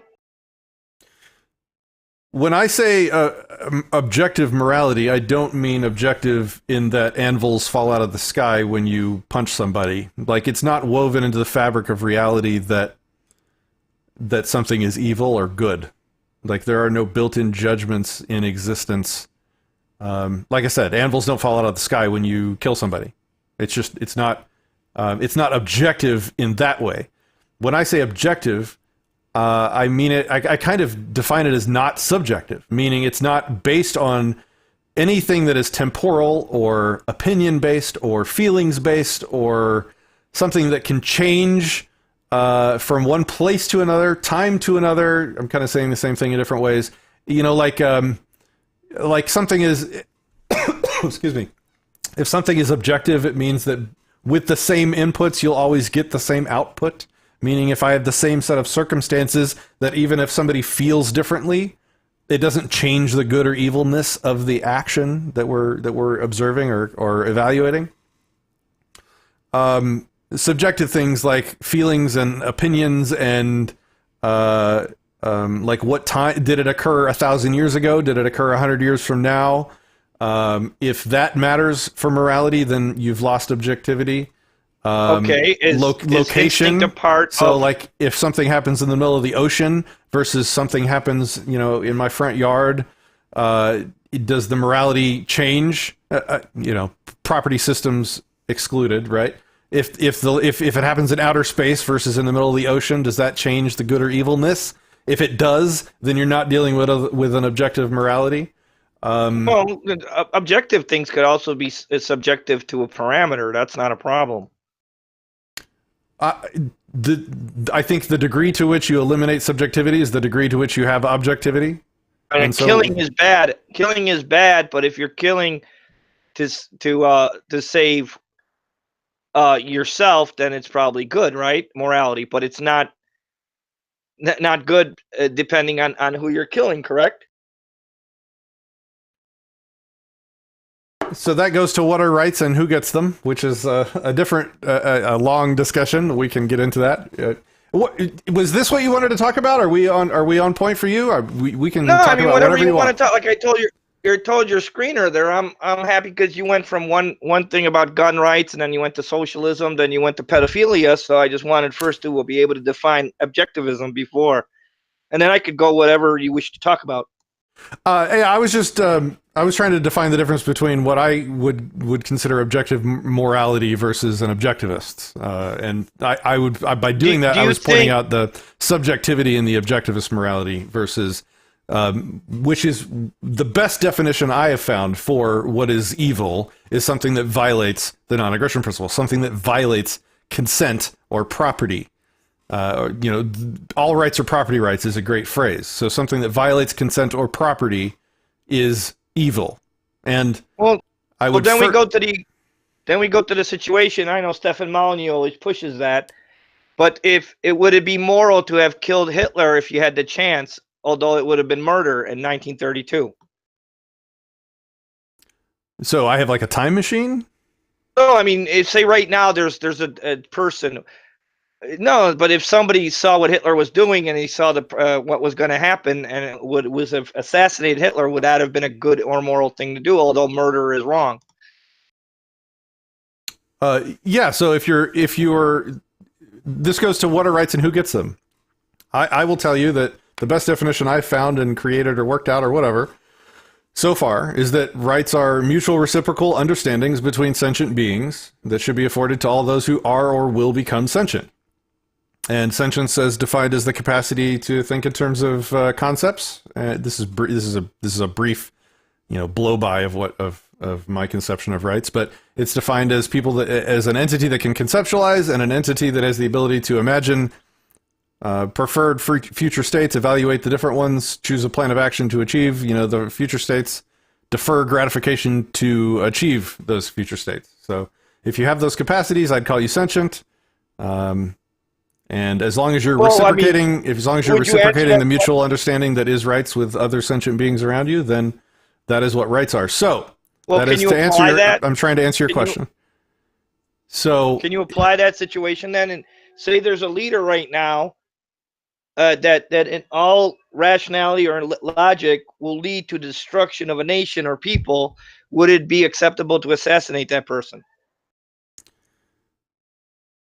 Let me stick on the Hitler thing for a second because I was almost done with that, and I'm going to tie it together, and I think you'll extrapolate your answer.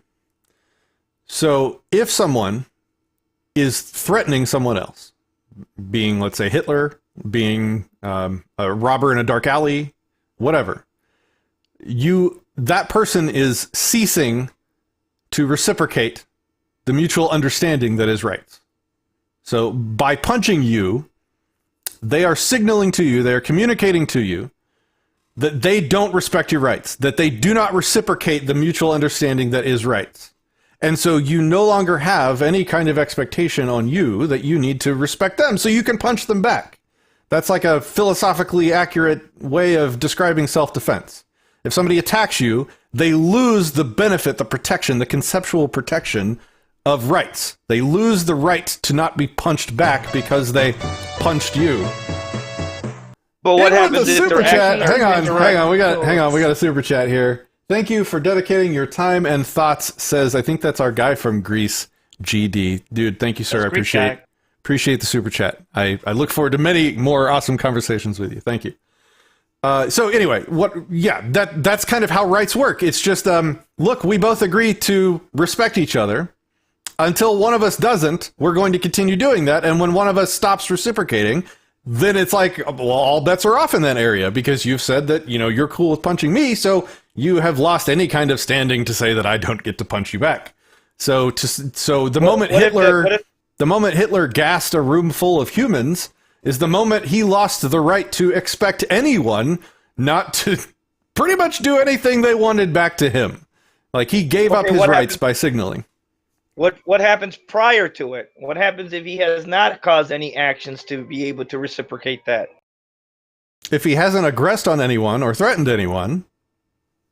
Yes, he only expressed views that could have led to such actions. I guess you'll have to give me an example. Well, like his speeches in 1932, before he gained power or anything like that, he blatantly disrespected other people and I guess offended people, or that's what they call hate speech today. So would you be willing to stop him prior to his acting on his verbal uh, directions, or would you just let it go because it's just his opinion and freedom of speech? I mean, I guess I'm going to have to ask you for an example because I'm not up on Hitler's speeches.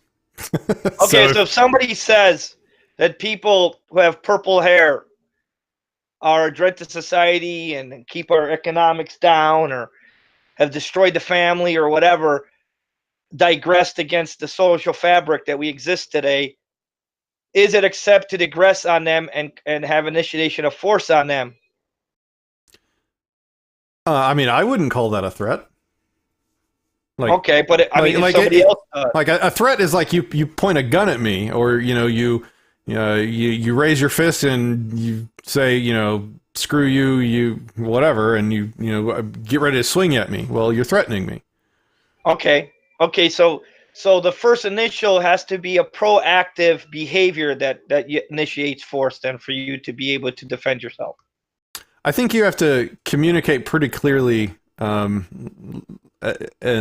somebody has to actually do something to you for you to defend yourself, right? I think you have to communicate a pretty clear threat, like a clear and present threat, or what do they call it? What's the word? It's they have to have means and intent and capability for it. It's the same like if you call the cops right now and you said that somebody that cussed you out at the grocery store. Viable, is that the word? Maybe viable, whatever. It's got to be an action. Viable threat. I forgot the word, but yeah, a viable threat is a viable threat. Mop. Yeah. What? Yeah, Supreme Court has determined in the last proceedings that a threat has to be viable and it has to be direct, but not implicit. What? How are you and your What? family? Hope Hang well. on. Best I'm sorry. wishes. I'm sorry. We just got a super chat that's blowing my mind. $100. $100? Are you crazy? What? Kason, help me. I don't know what to say. What? Well, looks like our hourly rate for philosophy just went up to 0.05 cents per hour over the duration of having the channel open. Now we're really rolling in the dough. Oh my god. Dude. Well, thank EG you. did ask, how are you and your family? Hope well. So Yeah, probably ought to answer, EG. Need to, yeah. How are you and your family? Hope well. Best wishes. Peaceful, easy feeling. So, wow. I am humbled by your donation, sir. Thank you. My family is pretty cool right now. So, just to give you a quick update, because you've certainly paid for it. I'm sorry to put our conversation on pause for a second. Change my name. My daughter has been asking for the past year to get to go to the meetup group. We have a meetup that meets every Thursday. It's a bunch of volunteerists. We have a great time. And she used to come occasionally with my wife, but since she's been immunocompromised, she hasn't been able to be around anybody, any large groups of people, go out in public really at all. So for the past year, every single week when I'm getting ready to go to the meetup, she asks me to, hey, Dad, can I go with you? Can I go with you this time? And to tell her no for like 52 weeks, 4-year-old, that's an eternity. And it was really starting to affect her and wear on her. And so now that we're getting close to the end of the main harshest part of the chemo treatment, for the first time last Thursday, I was getting ready to go, and I said, hey, I got a surprise for you. You get to go to the meetup this week. And I'm tearing up, and she's like so happy she didn't even know what to do with herself. Oh my God. So she got to go to the meetup and she got to hang out with us, and life is starting to begin the process of heading back towards normalcy. And my family is beginning sort of the healing process. We still have a lot to go. We still have a lot to do. We still have a lot of crap. She still has an IV that she has to run every night and all this stuff, but we're getting there is what I'm saying. And so life in my house the past week or two it's like we can start to breathe again. So that's the update on the family. Lord knows you paid for the update on the family. Thank you very much for your donation. I very much appreciate it. Whoever the hell you are. I still don't know who you are. Peaceful, easy feeling. So, okay, back to where we were. Change my name. Where were we? Sorry, my mind was blown there. What's up? Where were Oh, we? you keep on going. I forgot what we were talking about even. We were talking about what makes a viable threat or a credible threat. Yeah, so I'll let you guys in kind of behind the scenes Patrick brain lately. So for the past 6 months, and let me just kind of talk for a while if you don't mind, Change. This is going to be a little bit because I want to tell people and maybe ask for help. Grab your popcorn. This will be a minute. For any philosophers that are out there that want to contribute to this problem that I've run into. So this happens from time to time is like I'm philosophizing. I'm thinking. Usually my brain just kind of, we surf along and then I ask a question and I work on answering that question. And most questions I work out answers to pretty quickly, but all of a sudden, I'll trip over one and I'll be like, whoa, what happened? We just passed something that I should have been able to answer really easily, but I couldn't. And then the longer I'm stuck on that, the more worried I get. And I think I may have found a pretty big problem here. So I'll just put this out there. And I'm not, guys, I have never once in my life said that I have all the answers. I am on a journey. I feel like I'm a journeyman philosopher. I'm not some expert that knows all. So I'm just going to be honest and tell you a problem that I see with most people's understanding of the non-aggression principle, and I'm going to hope that most people have, or that somebody out there has thought of this and has an answer. GD, I think maybe you might have some resources in some of the stuff that you emailed me recently that might help with this. But here's where I'm at. So when we talk about the non-aggression principle, thou shalt not initiate the use of force against a peaceful person, against somebody else. You don't initiate force. And then, a statist typical first line of defense or a first line of pushing back on that is always like, what are you, some kind of, what's the word? God, my brain sucks lately. What are you, some pacifist? Thank you, Kason. What are you, some kind of pacifist? And the voluntarist will then respond by saying, no, you can defend yourself. If somebody threatens you, you can respond with defensive force. It's like, okay, can we define threat in an objective way? This seems like an easy question. This is what I blew past by, and I was like, wait, I didn't actually answer that. Hold on. And and it came up before that, several months prior, or a month prior, and I actually called all my friends into the local voluntarists, and we got them all in a Discord chat, and we talked through the problem. And let me lay this one out for you. This gets to the same problem, but from a totally different angle. I was working out the answer to a different question, which is, can you collectivize? To what degree can you collectivize guilt or culpability for crimes? And so what I was thinking of was just to give you an example. So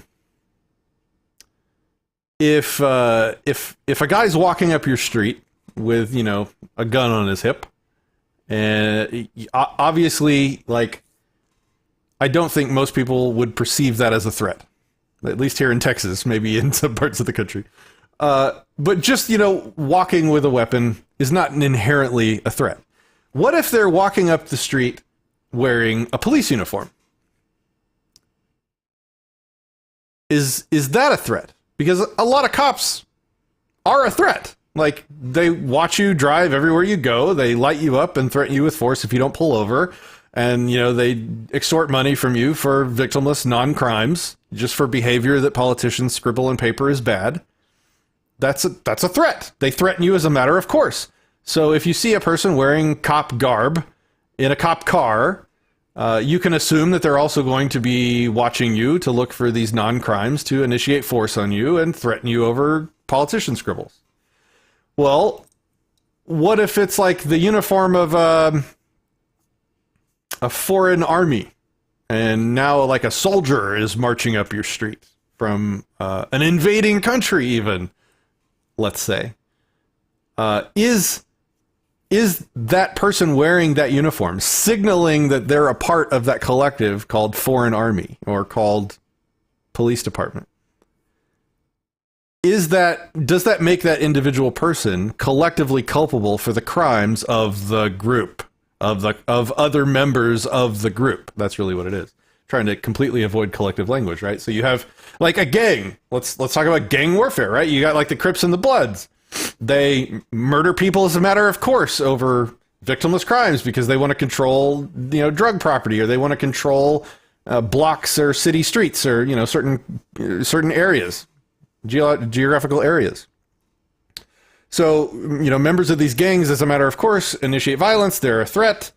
So because most of the members of this gang are a threat, if you see somebody wearing the symbology of, signaling that they're a member of this group of people, can you collectivize the threat, or that's where it came to. Can you collectivize the culpability for the other members' crimes onto those people? Meaning, if you see a member of the Crips, walking towards you, are they threatening you?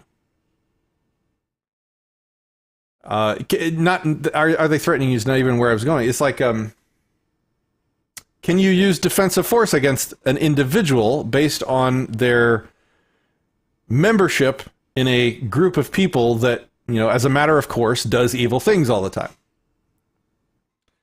And that got the group of us talking about, well, what constitutes a threat? Because you got to define a threat to tell if you can collectivize. So if you can collectivize culpability for crimes, can you collectivize threats? This is like super nerdy stuff. I'm surprised anybody is still watching. So I'm glad if you are. So can you collectivize culpability? If so, I think you also can collectivize like the threat that comes from the culpability, or the lack of rights reciprocation that comes from culpability for crimes. Now, I think there's a distinction that has to be made between collectives, or groups that you voluntarily join versus groups that you don't, right? So like if you're born white and some white people do bad things, obviously you can't collectivize culpability because it's like an unchosen attribute. Like I didn't choose to be part of this concept collective called white people, right?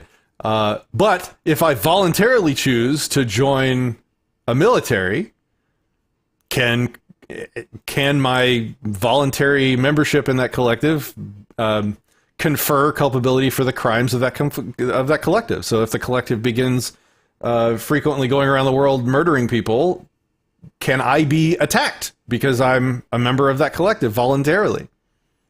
These are the kind of questions I was wrestling with, which led me to think about and consider trying to objectively define what a threat is. And so far I have failed to objectively define threat. Objectively meaning a definition that applies in all times and all places, not based on opinion, not based on interpretation, not based on culture, not based on species. Can we objectively define threat? And I've got a few ideas that I'm working on, but I don't have a conclusion yet. But it bothers me because if you can't objectively define threat, then it makes the non-aggression principle to be objective. You have to kind of exclude that part of it, which I don't like at all. It doesn't sit well with me. This is not a conclusion I'm happy about. Let me make that clear. That's why I'm working on defeating it, but this is where I'm currently stuck. Kason, did you want to say something? You appeared. Yeah, it turns the non-aggression principle into the non-actively trying to murder you principle, which is a challenge. Right, so that would mean that initiation of force means literal initiation of force, not threaten or initiate force, right? So like you can use defensive force against somebody who's already used force. And that's fucking stupid. And whenever we've talked about it at the meetup, whenever we've talked about it at the meetup, you've come up with a kind of, phraseology or some such of calling it the island in the city, the island being no social norms built on top, like arguments from first principles, irrefutable, cannot break them unless you find a flaw within the logic. But then you get into some kind of norm, whether that be something explicit like a contract, and you can manage behavior in that way, or something where like doorbells in general in this area don't mean please blow me up. They generally mean hi, I'm here, and it can be enforced via like ostracism and stuff. And I think I'm curious to find out if the Borg brain of the internet can put itself to work. Hello, Verbal Armament and Ryan McDonald. I'm curious to know if the Borg brain of the internet can come up with a way to bridge the gap to create an argument from first principles to truly make it the non-aggression principle from first principles, not from building on top of that. And I think what brought this up was the conversation with Change My Name, who it looks like disappeared from the voice chat, so I'm sorry if I talked. He fell asleep. He's I put you to sleep, I guess, man. popcorn. I'm sorry. I don't feel like I really gave you your due there. So feel free to join back in if you want to continue, but I think what brought that up was trying to define objectively. So, like, yeah, and like I said, like if something has any component of it that doesn't function the same way in all times and all places, then I don't call it objective. So like if what that means is like to objectively define threat, like an alien will have to like, you know, come down that has never, you know, met a human before in their life, knows nothing of human culture or human interaction, and they would have to, you know, observe a behavior and understand that it was a threat. Using an objective definition of threat, they would be able to tell if something's a threat. Like absent social context, absent societal context, like we need to come up with a universalizable objective definition of threat, because I don't see that coming from anybody right now. You know what's interesting? I just thought of a movie. I don't remember what movie or TV show this is. Maybe you'll know. Maybe it was Rick and Morty. But like whenever people wanted to say hello or good morning, they used violence to say that because their species was immune to physical pain. And it's just like even like somebody puncturing, you know, assuming some crazy alien, you know, weird life form that's just how they speak. Like universal challenges. Because the problem is, if a threat is always up for your interpretation, like, you know, because you can tell when you're being threatened. Like, let's keep it real. Let's keep it in the real world here. Like, you can tell when you're being threatened, and you can tell when you're not. And like, Kaysen can tell the difference between like me looking at him very seriously and saying, "I'm gonna kill you, MFer," and he's gonna know that's a joke because we're friends, and he knows all the context of our relationship, all the context of my behavioral cues and my expressions, and he will know whether that's a threat or not. No one outside of his head will know, and there's not really a definition that can function outside of the recipient of the threat. Like, that's the thing. It can't be only knowable to the recipient of the threat. That doesn't work. So I just read in the chat that Verbal Armament was saying, "Do or don't do blank, or I will harm you," and then he points at it and says "threat." But I'm trying to come up with an edge case where that's not the case. Well, it could be sarcasm. That's not objectively a threat. Yeah. I'm not saying it's unsolvable. I'm just saying I'm currently stuck on it, and I'm admitting fallibility to everyone watching because I think that's important. I'm not sitting here saying I got all the answers. In fact, I'm stuck on free will, and we're not going to talk about that either. But there's a free will discussion that we can have, you know, at another time that I think will be pretty useful and informative. But yeah, I get stuck on stuff, and I'm working on stuff. Go ahead. What? There's a book called Scaling Force: Dynamic Decision Making Under Threat of Violence that defines threat via the IMOP or IMOP principle, which is, I think, what you were trying to get at earlier, that requires intent, means, opportunity, and preclusion, which I guess that's like a law enforcement term to figure out if it is or is not a threat as far as can someone hurt you or not. So they have the means. Jim Flask in the YouTube chat is saying, "Put me in, coach. I'll answer all your questions." So join the Discord server. The link is on the bottom of the screen. It's literally in front of my face right now. Use that link to join the Discord server. We'll get you in voice chat. This is an open-ended AMA, guys. If you have anything you want to talk about, you're welcome to hop in the Discord server or ask questions. Have we missed any other questions? I actually had a pretty protracted conversation with Jim. It was a bit confusing where he was getting at. But other than that, I think pretty much all the questions have been addressed whenever I scrolled through earlier. Ooh, Graham Smith. Yeah, Graham. Your head is covering it up. This is yeah, they had to kind of.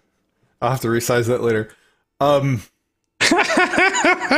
This is a hill that I've been trying to die on and have not been successful in doing so yet. But I've been saying that there are no edge cases in which the non-aggression principle breaks down. So there are no gray areas in which philosophy and the NAP cannot resolve it. And a lot of people have challenged me so far, and I remain undefeated, although I kind of expected to be defeated. That has not happened yet. Welcome to the show, Graham. Verbal armament. Dude, we totally have super chats working. That is not a suggestion that you start using it, but I just wanted you to know because it was your idea, I think. Here, I'll prove it. I'll prove it because he's been... No, I'm going to do it just so he knows that we're not bullshitting him and I don't have to go out and do the robot voice and be like, help me, please, I am robot. I can play his super chats from the last stream. That would probably be good because they didn't get played. It was just stuff like... What is that? Yeah, this is fun. Anyway. What is what? Where are we at now? Let's see. We have Not Cool Cat just joined voice chat. Is that Jim probably? Me. I'll go chat. Be right back. All right. Cool. All right. So this has been an eventful stream so far. We've covered like 5 subjects plus Euron Brook. Case and I can still hear you. There you go. All right. So Jimmy Ware says, so a mother can allow her baby to starve? Is that a violation of the non-aggression principle? So if you take on an obligation, you are obligated. If you create a situation, you own the outcome of that situation. If you... I am a robot. That was a callback to the last live stream where super chats weren't working. Where I was the robot. Yeah. Okay, so if you create a situation, let's say, you drop an anvil from high up and it lands on somebody, you own the effects of that situation. You are culpable for the effects of your actions. So if you take the actions of creating humans that are dependent on you, you own that situation. Those humans are dependent on you because you created them. They would not be in that situation of state of dependence had you not placed them there, voluntarily. That's the important part, right? So going back to there are no unchosen positive obligations that can apply to children. You voluntarily chose to create that human in a situation of dependence on you. So if you then allow that human to come to harm, that's on you. Just like it would be for the person that the anvil landed on. Okay, this isn't my question necessarily, says Graham. Maybe someone else posted it, but the proverbial 3-year-old who stumbles into your yard, it's your property. Can you defend it? I have my own answers for this, but want to pick your brain. Graham, just so you know, if you want to, you're welcome to join the Discord server and actually voice chat with me. We do have that wired in right now. You're welcome to do that. But I'll go ahead and talk in the meantime. So this is going to be a caveated on the island in the city scenario, and this is a term that I'll define here because I haven't talked about it in this video, but it keeps coming up, right? So when I say something is an on the island scenario versus in the city scenario, what I mean by that is just that oftentimes if we apply sort of raw, boilerplate, bare metal from first principles philosophy, we arrive at actions that are subjectively disgusting, but that follow from the logic. So if we are not allowed to defend our property using an escalating amount of force to resolve the problem, up to and including, forcibly whatever it takes to resolve an aggression on our property, then property rights cease to exist. Now, the difference between like an on the island, just from like what can we do philosophically, and an in the city scenario, which is like, I would never, ever in a million years choose to live in a society or in a group of people that thought it was acceptable to kill 3-year-old children that stumbled onto their property. That's disgusting. That is abhorrent. But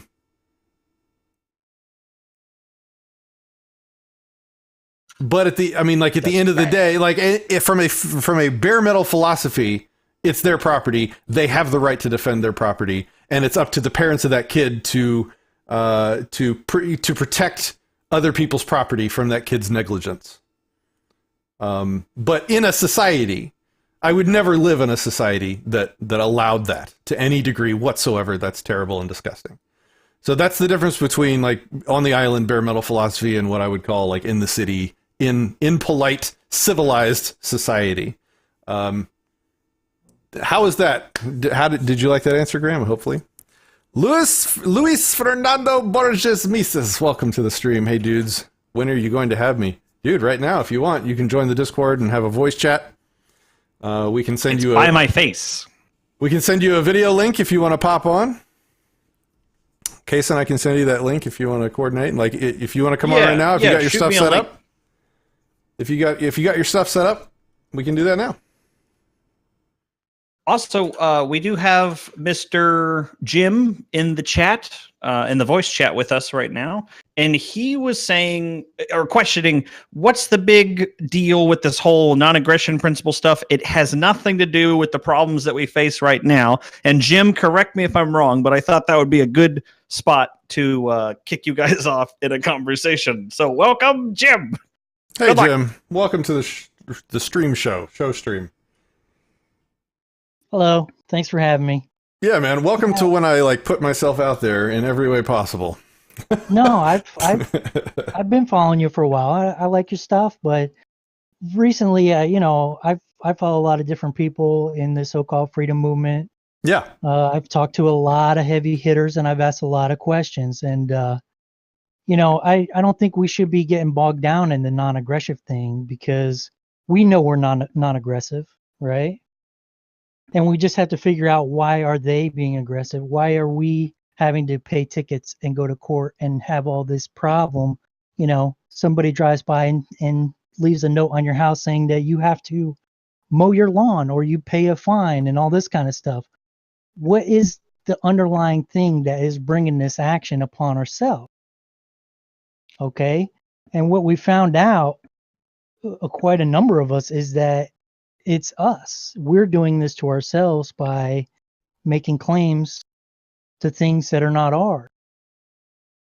You see, let me ask you, what life would be like if you could own nothing? If you could have no property or no rights to property, what would you say?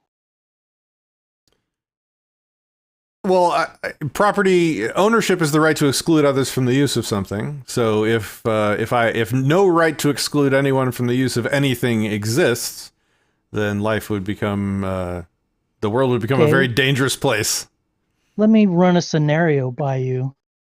If you want to own the property, okay, let's say I come over to your house for barbecue. I pull up in your driveway. Halfway up the driveway, I trip over some of your shoddy landscaping and break my leg. Now, because you're the owner of said driveway and shoddy landscaping, and you did that yourself, now you are liable. If you don't have any insurance, let's pretend you don't, come out of pocket, pay all my medical bills. Maybe I sue you for extra damages because your plants are just frightening and your decorations give me nightmares. Who says I'm liable?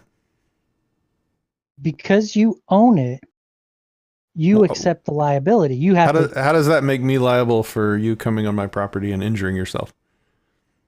Well, if I was invited to your barbecue, I would be there as a guest, right? And if it was dangerous conditions you made me navigate through, you could well be liable in court for the damages that have accidentally happened. Says who?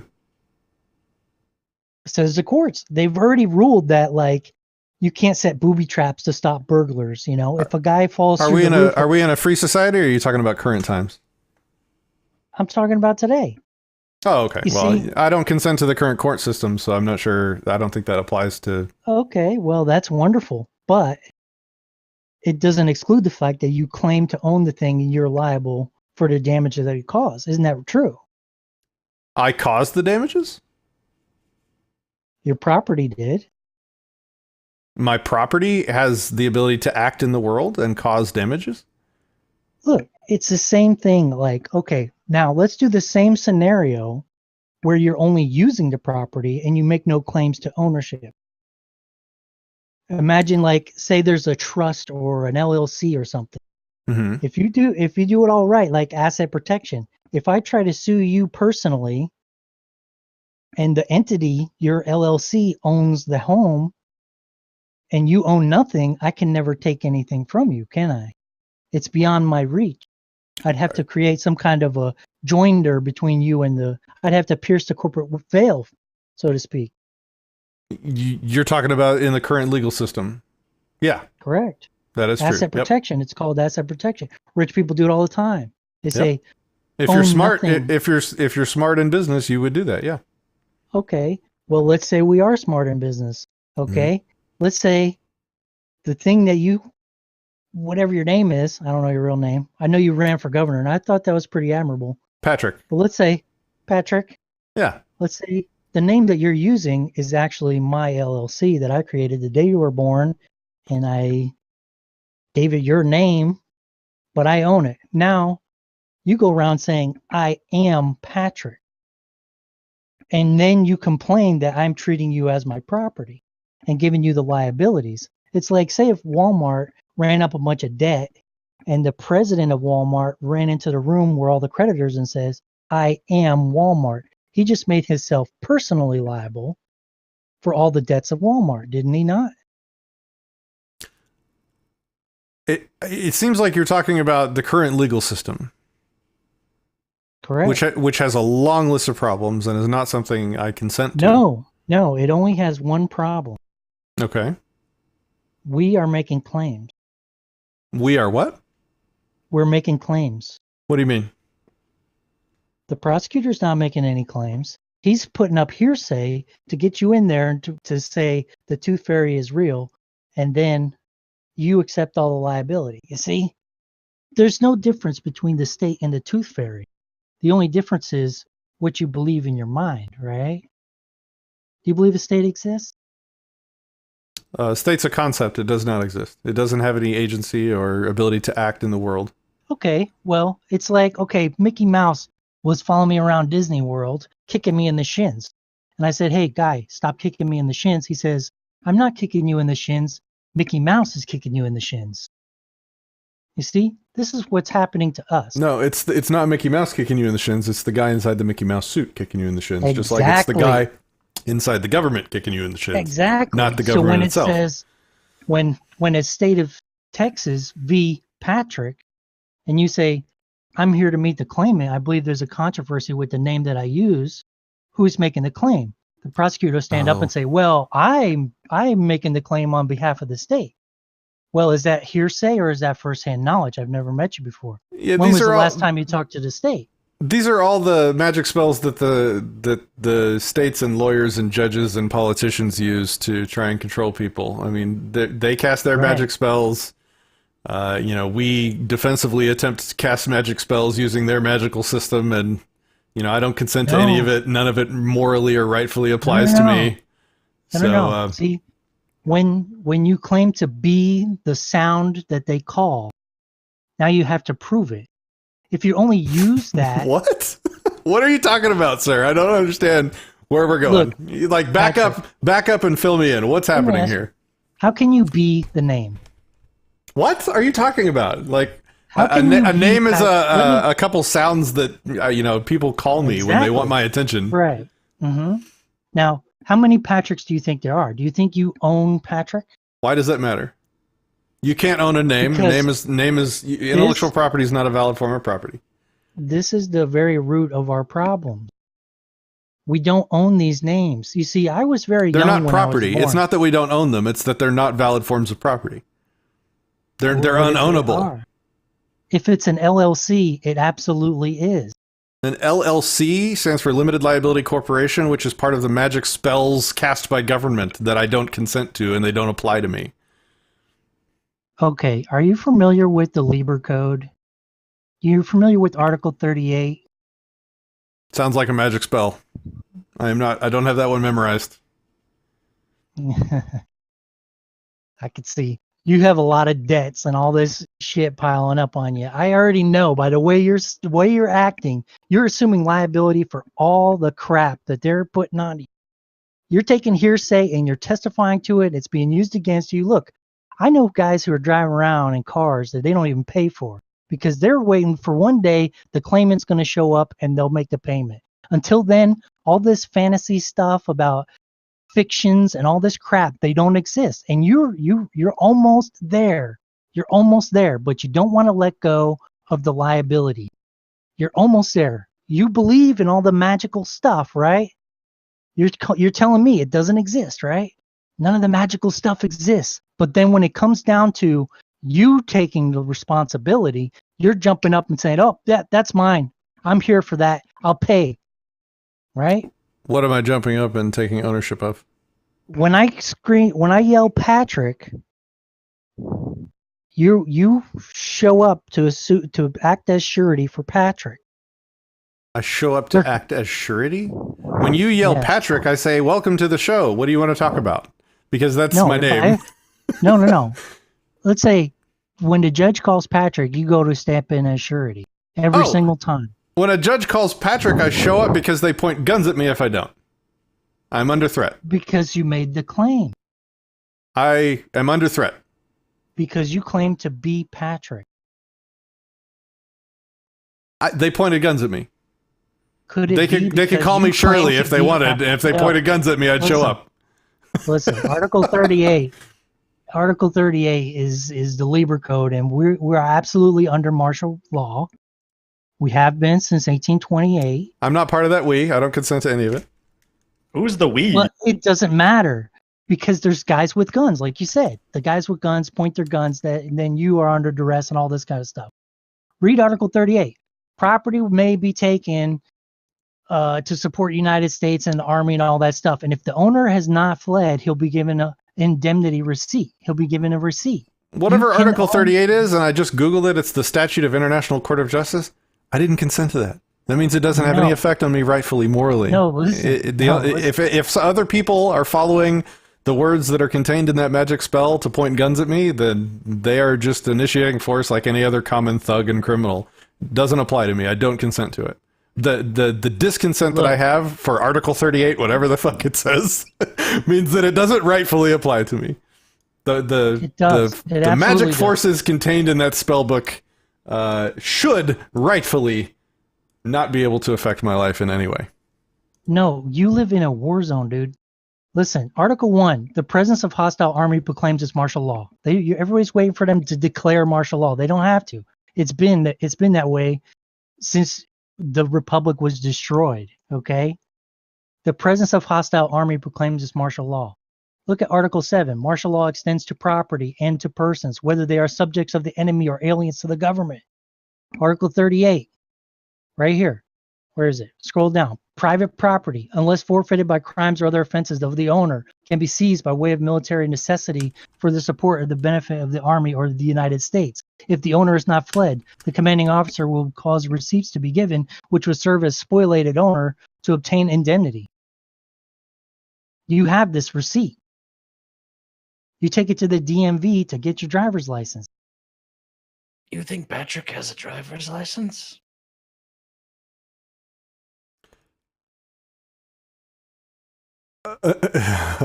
So is the argument that I can just call myself and I'm free from coercion from people who claim to have authority over my body? No, I'm saying if you use the name, you don't accept the liability for the debts incurred. If you You've use done it, wrong. You know it well. The secret's out, and so's this spell. Tortured mind, restless spirit. Guilt's the cause. You'll strongly feel it. Chest unlocked. We'll eat you up. When you come clean, this hex will drop. Boom. I just cast a magic spell called the Hex of Guilt. You're now required to tell the truth for the rest of this conversation. That was a legit magic spell, by the way. Like, if you don't consent to these words, then they don't rightfully affect you. And the rightfully is the important is the important word, right? They don't rightfully affect you because these politicians have scribbled on paper, on article whatever numbers. These words only affect you because men with guns force them on you, not because you consented to them. In fact, the guns prove that none of us have consented to them. Because the state of consent is unknowable when a gun is pointed at you. You cannot know if the person you're pointing a gun at consents to what you're demanding that they do. The state of their consent is unknowable when there's a gun pointed at them. There are guns pointed at us.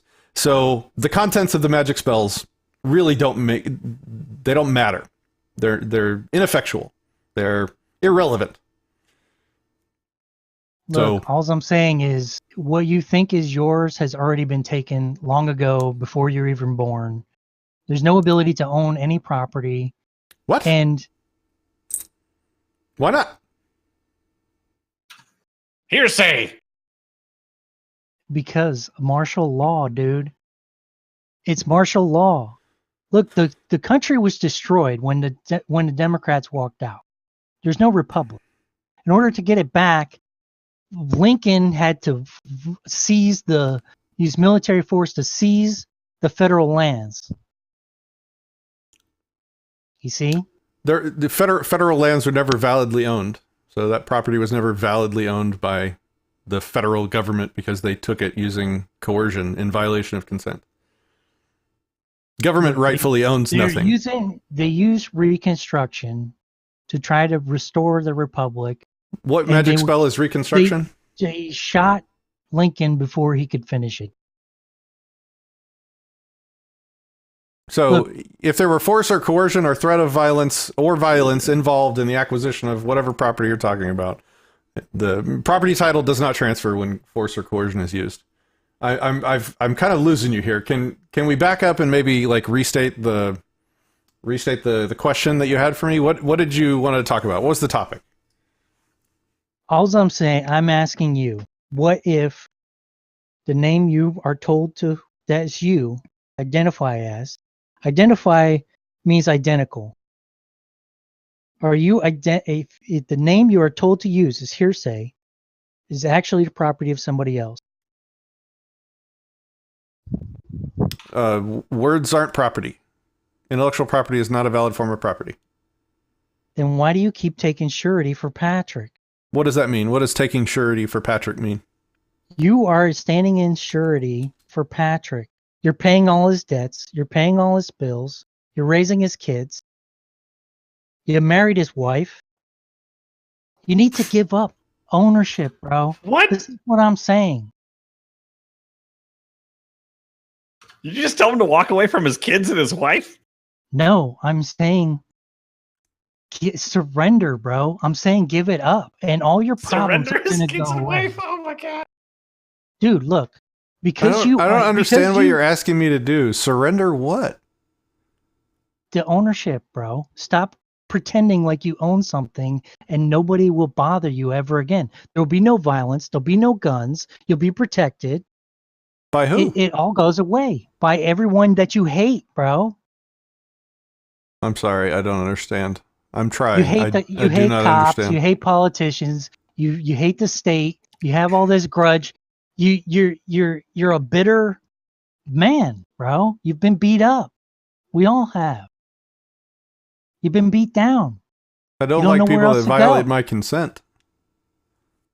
Nobody asked for your consent, dude. Exactly. That's the problem. That is the problem. Right. Exactly.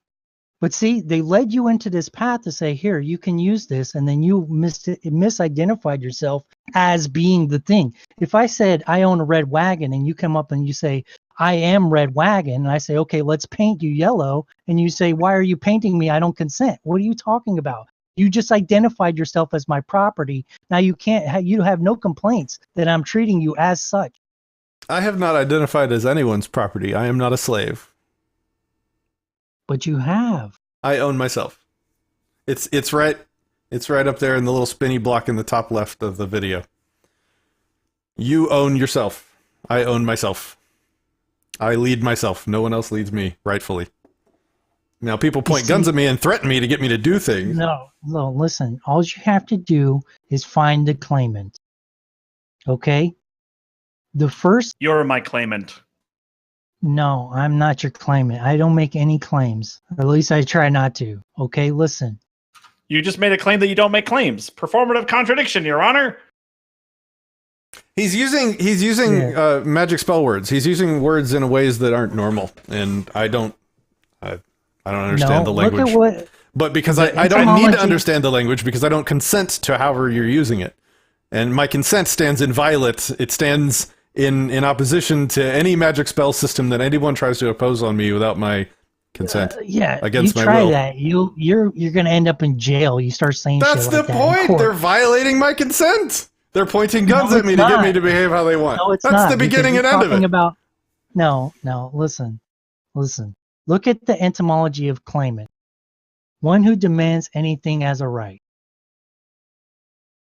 Okay? Now, the claimant has the burden of proof.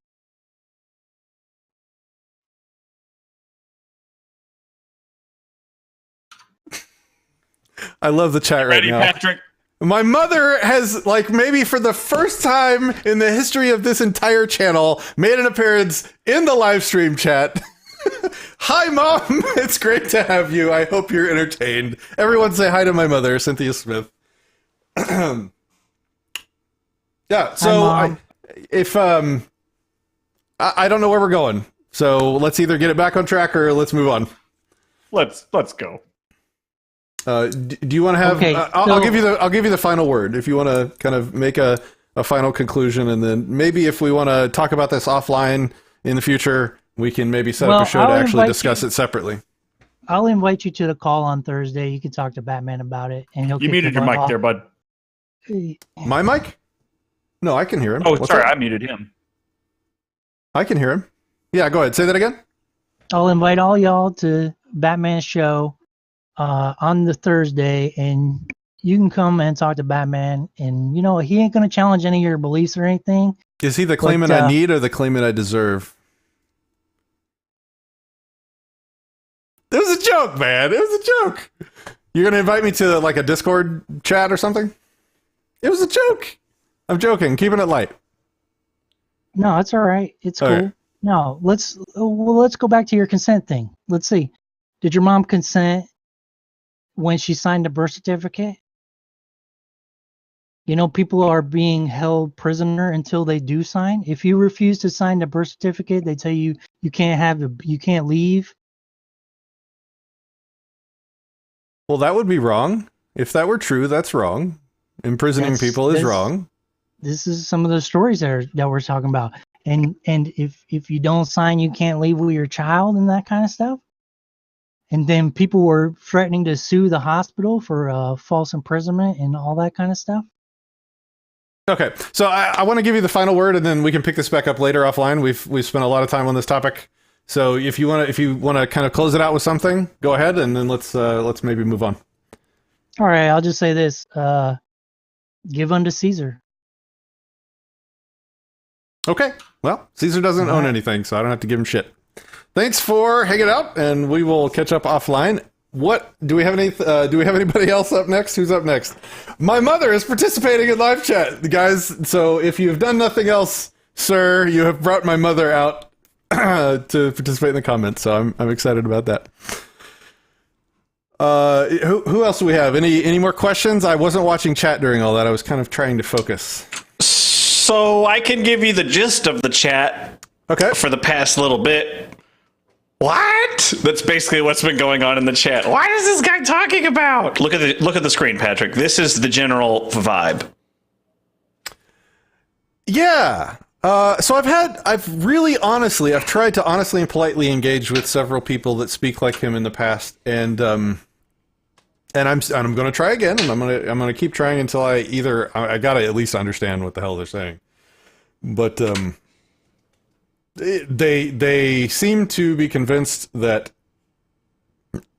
by some action, be it getting a driver's license or having a birth certificate signed or getting a social security card or something, that I have somehow consented voluntarily to all of the transgressions of the government. But look, if I don't get a driver's license, then the law enforcers will point guns at me and throw me in a cage if I try and drive around. So that's called a threat of force, which means that, you know, if they're going to point guns at me, then if force is involved, the contract isn't valid. So like if you point a gun at me and tell me to sign on the dotted line, and I sign on the dotted line, that contract is not rightfully binding to me. So guns are pointed at me. If I get a driver's license, the contract is not valid. I'm doing it defensively. I'm doing it to defend myself against the state's guns.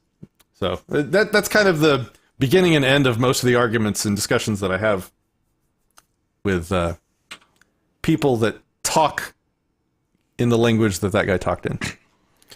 What's interesting is you were trying really hard to be patient and to understand what he was saying, but I don't know if there was enough self-knowledge on the other end of the line to be able to figure out, hey, I need to change my tactic here, because I think it was something to the effect of, what is a claimant? Well, a claimant is one who claims, there was another thing where it was like you're representing yourself or something to that effect. And it was, I've involved, I've spoken with people who have taken certain substances that are mind altering, and they're talking about extra dimensions and stuff like that. I'm like, okay, I'm not going to say it doesn't exist. Can you give me any kind of evidence? Well, man, you just got to do it. You got to try it, and then you'll know. Then you'll be enlightened. And it was very reminiscent of that. That was quite a bizarre little moment. Yeah, and the only other thing that I like trying to point out to make the point, because they talk about the state and its property and what it owns, and, it owns your, straw man or whatever. It owns all the property, and you don't own anything, and there is no ownership, like this guy was saying, is that I like to point out that, and we did this we have a video called Why is Property? And it was called Jordan's Story. And we also did another video called, what was the follow-up video? I forgot the name of it. Anyway, we'll figure it out. The 3 ways about property. Yeah, so property title, property ownership does not transfer when force or coercion is involved. When threat or force is involved, if somebody is under threat, the rightful ownership of a piece of property does not transfer. This has wide-ranging implications because literally every piece of property the government has in its possession was acquired either by force or fraud. Threat of force, or fraud. It was either captured by, armed forces. It was either purchased with stolen resources, i.e. tax money. Every stitch of anything that it thinks it possesses, it does not have valid claim of ownership to. And I keep looking for exceptions to that rule, and I really haven't seen any yet. So, anyway, that's just another thing that comes to mind when I have those conversations. All right. Let's see. Let's read some comments. What made you believe that? Batman, that dude made my head hurt trying to pick up Carlin's verbiage. I don't know these names. How do you prove ownership without government? Yeah, this is another thing. Like when I go into the conversation with these guys, I really try and give them the benefit of the doubt. I try and treat like it's not just like an adage, a platitude. Like I try and have conversations with people believing that they know something that I do not. And I go looking to try and learn, and I just respond genuinely as the conversation develops. Like that's all I can do, really. And that's how you learn. You don't learn things if you don't admit that the other person might know a thing that you don't know. Let me know when the state shows up, and I'll give whatever the fuck the state owns back to it. Yeah, exactly. Like when this concept called the state owns something. Yeah, I know what you mean. Okay. Cool. Well, I think we're about to wrap up here, unless anybody else has any topics that they'd like to pick my brain on. Kaysen, do you have anything? I'm still reeling from that last interaction. I have a lot less patience than you. I don't know if you noticed, but while you guys were talking, I had a little text question mark that just got bigger and bigger and bigger that I can't get it out of my head. What are we talking about at this point? What is the meaning of anything? Why am I here? What is life? No, so I'll put the shout out. I'll put the challenge out, just like I did. There's some, I don't know what they call themselves, Texians maybe. There's a group of people that are trying to secede the state of Texas, or they're trying to form a new government that declare independence or something like that. I put these challenges out all the time. I'm like, dude, you guys, if you have a formulation that you think is legitimate, then come teach me. Let me challenge you on it. Come on the show. Let's talk about it. So I'll put the same challenge out. If you got a guy that can verbalize this theory coherently, then let's talk about it. But you know, treat me like I'm totally ignorant and step me through it step by step, and I will raise any objections I see along the way, and we'll have the talk. You know, it's like an open invitation for thinkers. If you think you got a thought, come think it at me, and let's see how it goes. Let's think together. Let's think at each other. So guys, so just to, I hit a button. Oh no. Is it gonna? Buttons have been hit. Oh no, it might do something loud in a second. I'm sorry if it does. Okay, so the rock star of this chat would be EG, Peaceful Easy Feeling. The greatest donation in the history of the channel thus far, $100 in the super chat. Thank you, sir, very much. Thank you, Kaysen, for your test donations, and thank you, Man from Greece, GD, for your donation and for your chat and for your email and all the cool resources that you gave. Guys, thanks for watching. Thanks for hanging out. I'll talk to you soon.